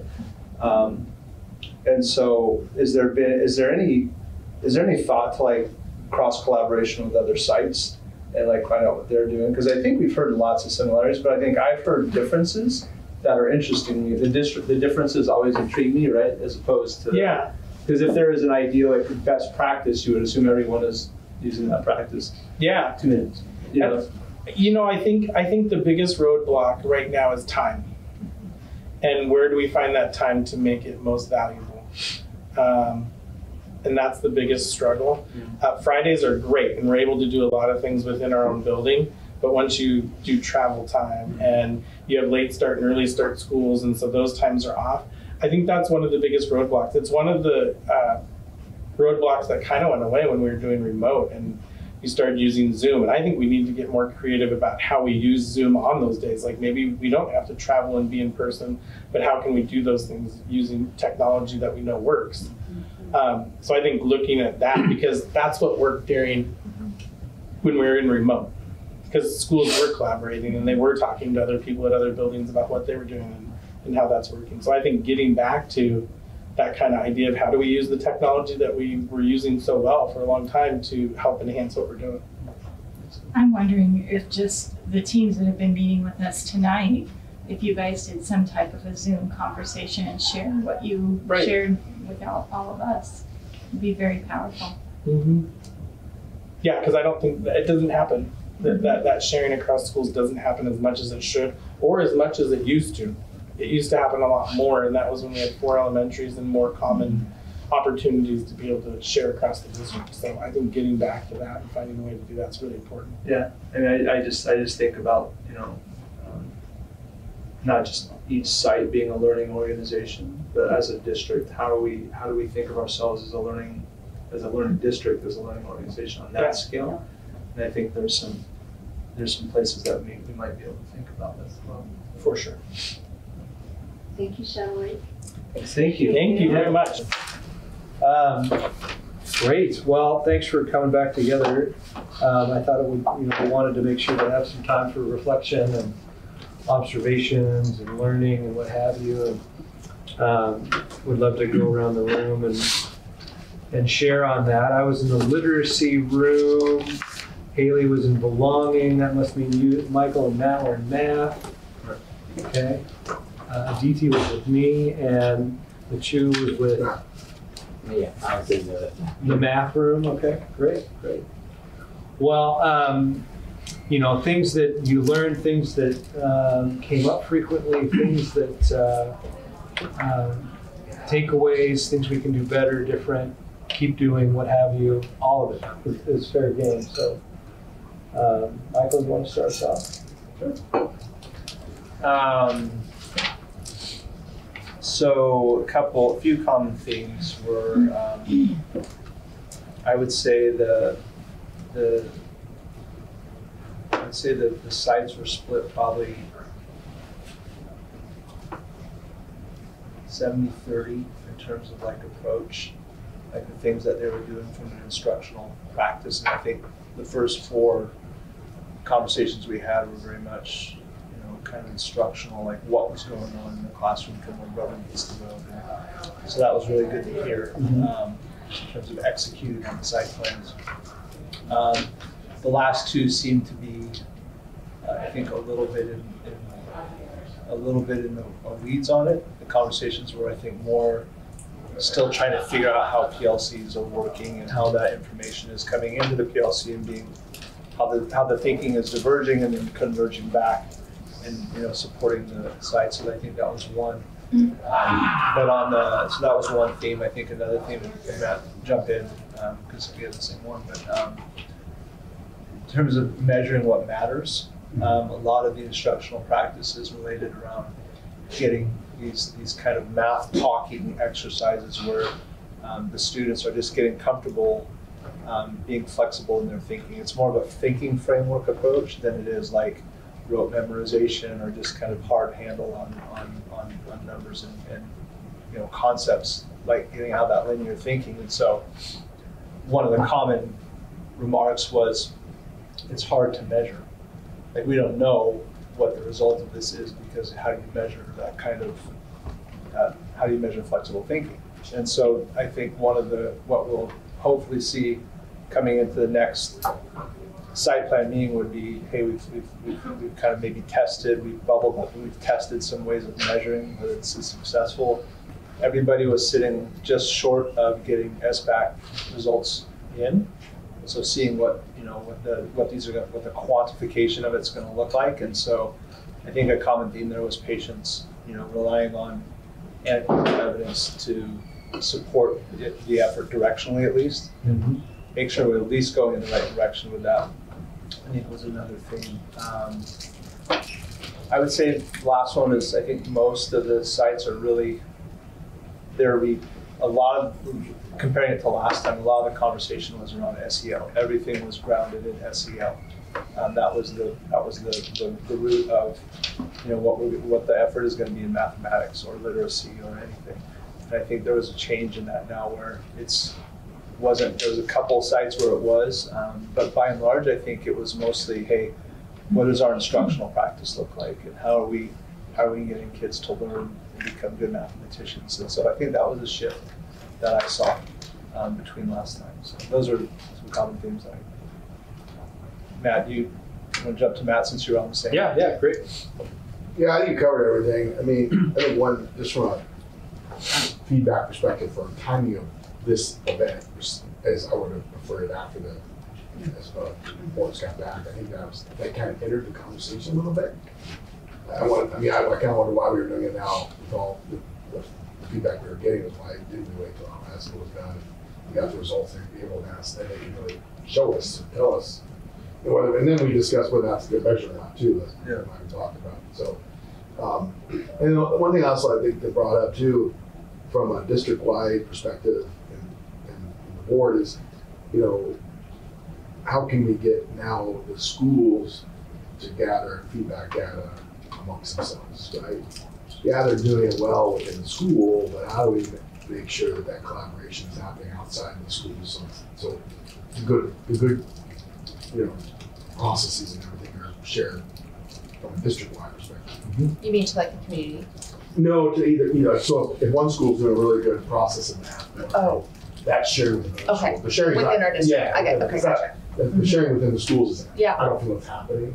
Maybe it is on a tertiary basis, but, we brought up a good point, especially the last one, is you're hindered by time. I think that's the common theme too, is with the sub shortage and everything else, how do you implement PLCs, how do you make the time to make, I think we have they all are doing a really good job with the curriculum and math structures. It's just, how do you make sure you have enough time to make sure the teachers are doing it properly? And I think that's related to, they also, a couple of them were like, we weren't focused on math.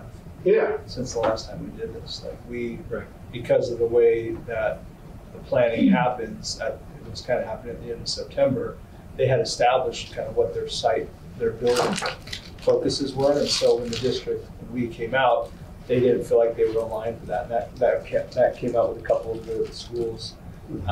And so they were like, hey, we were focused on literacy this year. And so we really didn't. So those conversations tended to break down, I think, Matt, right, into more esoteric, like, we see the value of PLCs. They broke down into a PLC conversation, and in terms of instead of like this is what we're doing for math. And so I think there's a timing and alignment issue there as well. So. Yeah. What are your thoughts? Yeah, I think the alignment issue really sums up what probably happened in a few of those places where it wasn't as much of like when you ask what's happening, it's more future oriented. You can't really point to specific examples of what's changing, just a vague sense that something is going to change. And I think in some ways probably having the SBA data not available probably helped in some ways because of focus on fluency. The SBA doesn't really measure that as well, as you pointed out. And I think that if we had done this after the SBA assessment and if it turned out that everybody was improving, then we just have ended it at that. Instead of saying, well, we don't have this yet, so let's look at other ways that we can assess this, especially throughout the year. Interesting. So that's great. Thank you. Haley? Couple things. So timing is also interesting on our piece for belonging because the belonging survey is not that time frame is not yet closed, so they don't have the results from the spring. So again, it probably would have been helpful to have this site plan meeting after they have already gathered their information from the spring assessment from the belonging perspective. So timing on that, and then I also couldn't help but sit there and think about the conversation that we had about, it's so valuable to sit there as one individual and to listen to all the different schools talk about math, listen to all the different schools talk about belonging. Looking at kind of a cross-section of the schools on one goal or one subject is so incredibly valuable because you're seeing the big differences between how each school is doing it and how they're also presenting on it. So that kind of goes back to what we talked about at the retreat also that I think would be so valuable. And then themes would be, I would say out of the 6 schools, right, 4 all said when I asked what were your big aha moments of the year, thinking from where you started and where you ended up in terms of social, emotional, and belonging. And 4 of the 6 schools said it has been so interesting for them to see in the children and the students seeing the different, like a 5th grader coming in and socially, emotionally, developmentally being at like a 3rd grade level. So there's that 2-year gap that is just seen across the board in terms of developmentally where they're at. and that they would have known that. Obviously, that's something that you could have planned for or predicted. So kind of how they're pivoting and looking to kind of close that gap and teach those skills that are missing from their development. So that's been a big one for all of them, or most of them. Also, I was interested in hearing the belonging piece in terms of how that translates to our the adults of our community, the parents, community members, and they've really seen since masks have come off and social distancing has kind of been eliminated. They've had a few like PTA events and evening events, and they've had great participation. They just had a ton of involvement. So that's been really great. So that's a great testament to the belonging piece that's going on with the schools. The one theme back in the fall when we looked at this was the not feeling safe to, was it share feelings? It was not, Dawn, it was not share ideas. Share. Yeah. Share ideas. Okay. Some schools have not seen the growth that they wanted to see with that. Actually, one school lost a point in terms of that. And so they've had to really dig in deep and look at why the kids are feeling like that. And so they've used different strategies. They've done like empathy interviews. They've done just different kind of checkpoints with the kids. And they really found that recess is a big one. That's where a lot of these kids are not feeling the belonging. They're not feeling safe. They're not feeling, sharing ideas and that kind of thing is not really, the safety piece is not felt there at recess. So then what they're doing is they're pivoting and figuring, okay, what can we do at recess to really try to kind of shore that piece up. So it's been interesting to listen to how they're going about kind of tackling that piece and what they're doing to try to remedy it. And again, it would have been great to know what would have happened on the spring assessment to see if those strategies and the intervening is helping. So, and yeah, they're all very eager to see the survey, see what it looks like. Yeah, that was about it. Thank you. So I was in the literacy room and focused quite a bit on K2, most of the schools, because there's a new tool that the schools are using called Dibbles. It's an assessment tool that gives you really, doesn't take much time to administer the assessment, gives you some really meaningful data back that you can use immediately to change trajectory of student learning. So it's pretty cool. A lot of enthusiasm and energy, excitement around that. Just allows them to diagnose things on a really micro level. It's also had some really big time success stories with that across the system. All 6 schools, just with different ways that they're using it and different ways that they've been successful. A common theme was it's right now we're using it in K2, and the 3, 4, and 5 are hearing about these really cool things going on in literacy in K2, and would love to tap into it and have access to that. And so that's something that we can definitely look at. Hagerty was something that was brought up a few times, as well as just some different kinesthetic strategies of hand motions and different things that kids can use to kind of get into a rhythm of learning how to unpack a word and use different sounds. So that was something that got brought up again many times. The fact that they're getting such meaningful data out of Dibbles that they're doing the check-ins more frequently, which means that if they need to make a course correction, they can do it quicker and not have to spend so much energy getting back on course if something they tried didn't work. So I think that's really helpful too. And it was interesting just to start to hear common vocabulary, even with a new tool. Like across all 6 buildings, they're using some of the same words, which I think is pretty powerful and speaks to the PLC model of system-wide first grade teachers are using the same vocabulary and what that community looks like, and the ability to expand upon that as we get into next year and the year after. And, I would share in the observation that some schools are at different places in their PLC plus journey and implementing that framework, and how advanced they might be. And but I would say that my observation was all 6 of them have momentum going into next year and some enthusiasm, and feel as though they're grounded and have some good foundation for that. So, Aditi, what did you hear that I missed?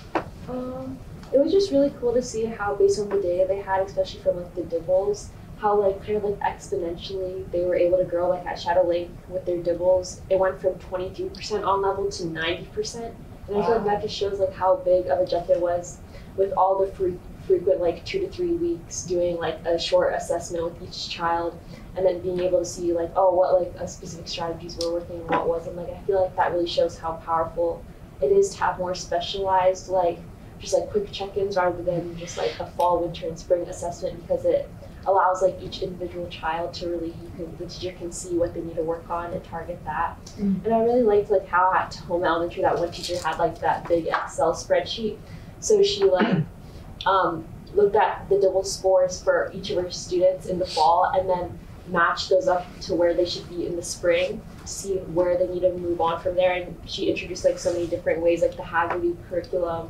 I think like working with more specifically with like the paras and everything, and as those got integrated, she saw like their scores go up really fast, which just shows how like targeting all the students individually and just like looking at the data continuously like really helped to increase those numbers.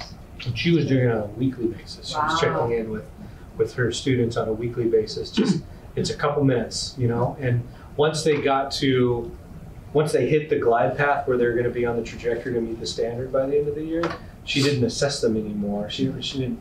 There's more of an option. But for those that were still kind of coming along in their learning, she would connect with them every week. And then if it wasn't working or if the score didn't move, then she would change it and do something different. And it was really interesting to see the chart move from red to green, and blue, which was, meeting standard or exceeding standard by the end of the year. So, like the results were there. And as I can I'm not a teacher, but I could see that. Like, my gosh, if you're getting those kinds of results, how exciting would that be to, like, let's do more of this. Yeah, that was really, really cool. And there was a bit of a combination of the dibbles with the book that dibbles is like, okay, I'm going to diagnose what the problem is. And there was this book, I don't remember how to differentiate something. Dawn, help me out here. You're doing fine. Okay, that's exactly what it is. How to differentiate something. Great book. No, but it had these strategies for if you're struggling with this particular skill, here's a few things you can try. If you're struggling with this kind of skill, here's a few things you could try. And so it was, combine those things together, form Voltron, and it becomes really powerful. Like you can diagnose and problem solve together. That's similar to the DESA that they're doing with. Do you remember that from the belonging group? Mm-hmm. Do you remember how the same idea? They would test, and when they found the problem, then they had resources to kind of target that exact problem. Right. Yeah. Mm-hmm. Same idea. So it was. I don't know that. It could be that all 6 schools are doing that. Some of them chose to speak about it tonight. Specifically, those 2 resources. It could be that some of them haven't connected those dots yet. But there's some opportunity for shared learning across the system. Cool. I think that's a critical piece, because I think I appreciate the conversations that we have in these site meetings, but then I'm like, as a board, like as we function, like what do we do with that? I know we can meet with site leaders and we can ask them how they're going on their site plans, but ultimately I think where my head is at is like how can we as a board impact sort of that system-wide learning, and how do we make sure that we're not accountability. And I made this pretty clear in the conversations we had. It's like Don, you and I have talked about this. We don't want these things to be accountability documents to where if you aren't meeting goal, then the incentive is for you to just double down on it and keep doing the wrong thing, right? That's not what we want these things. We want them to be learning documents, right? People are pivoting, and we want them to tell us, hey, we're going to pivot when, or we're going to, we're going to keep on this path. And we had some of those conversations, but I think one of the things that my mind kept going to is like, what do we do with this then, from a district perspective, and how do we how do we take that learning, diverge it out to all the sites, and then bring it back in to where we're all learning some of the same best shiny things.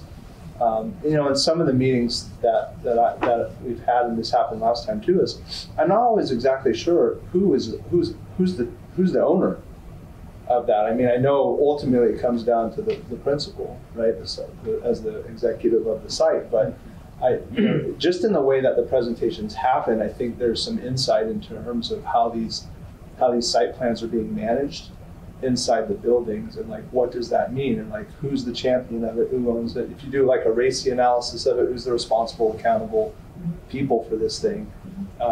And so that was also one thing where I think we could have some conversations and really tighten that up. Just anything we can do to make sure that we're having a uniform conversation on math. When we have all the sites come in, we're like talking about math. That conversation should look somewhat similar. Yeah. And the good thing was I think we had some similar conversations tonight where they kind of rolled out the same way and we knew. And then there was a couple where it's like, you're kind of approaching this differently. Not that that's bad or good, but then as a district, how do we then say, okay, it's time to pivot or not? Is it working or is it not working? So I think just in terms of how we utilize and leverage the site plans and how they're managed, I think is something that we can have a conversation as a board about. Well, and maybe provide some support there.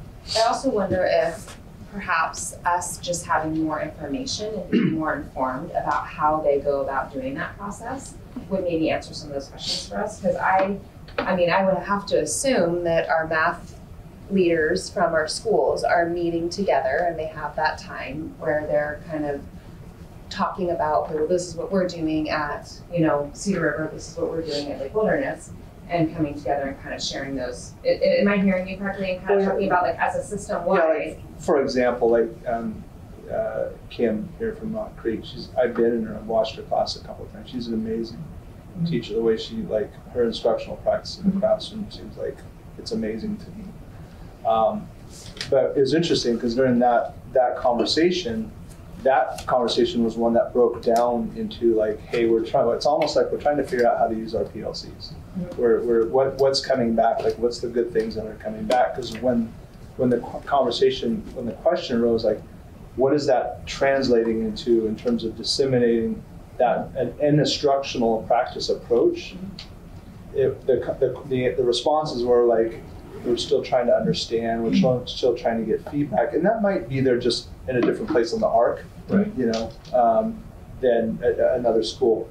But I do think, what's interesting to me is like, hey, the question, I don't expect like the same responses, obviously. Yeah. But sometimes we're having to ask different questions, which to me says like we could tighten up the uniformity a little bit in terms of how we're approaching this, and as board members, or as a district, I should say, but then how they're approaching it, like who's really managing those site plans within the sites, and is there thinking on that? One thing Don and I walked away from this conference down in San Diego was, sometimes you need an improvement plan just to work on your improvement plan. Like we need a plan to create the plan. And maybe in some respects we're there. I think we're on that journey, for sure. Yeah, I mean, we're doing the right thing. From where we were a year ago, 2 years ago, we have grown a lot, I think.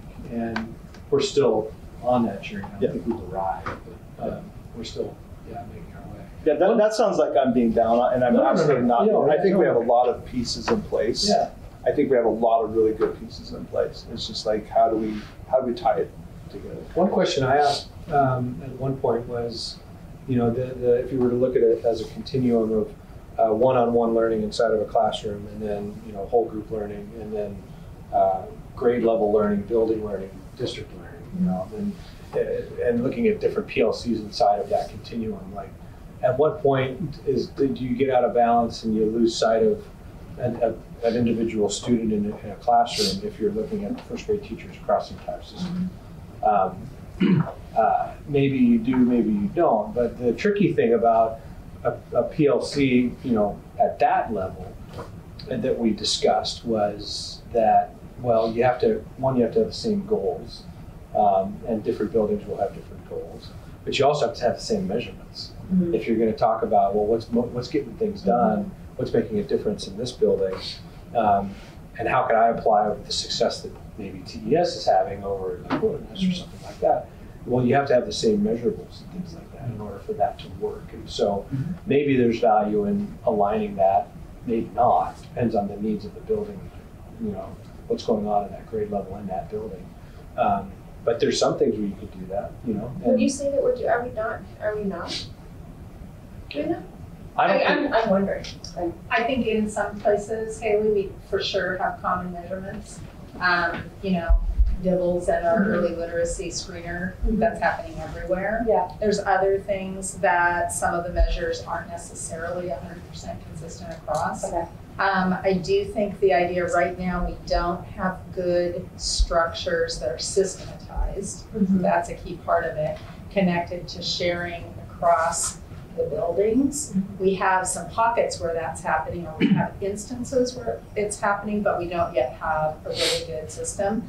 Stepping back, it's actually part of what I'll share with you tomorrow, Michael, is just like what's the initial thinking, and we were just talking about it in directors this week, about thinking about what different meeting structures that we have right now currently are, and what are some gaps as we want to take and strengthen the kind of the through lines, and how do we strengthen some of the things as a learning organization to get better. So we definitely have some beginning thinking connected to that, but now it's that moment of making sure that you don't go too far with this tiny group of people, because you want to get the key voices as a part of thinking about where we're at and stepping forward. So it takes a teeny bit of time to do that, but we are well on the way. So, you know, from a board perspective, that moment of really follow up in asking,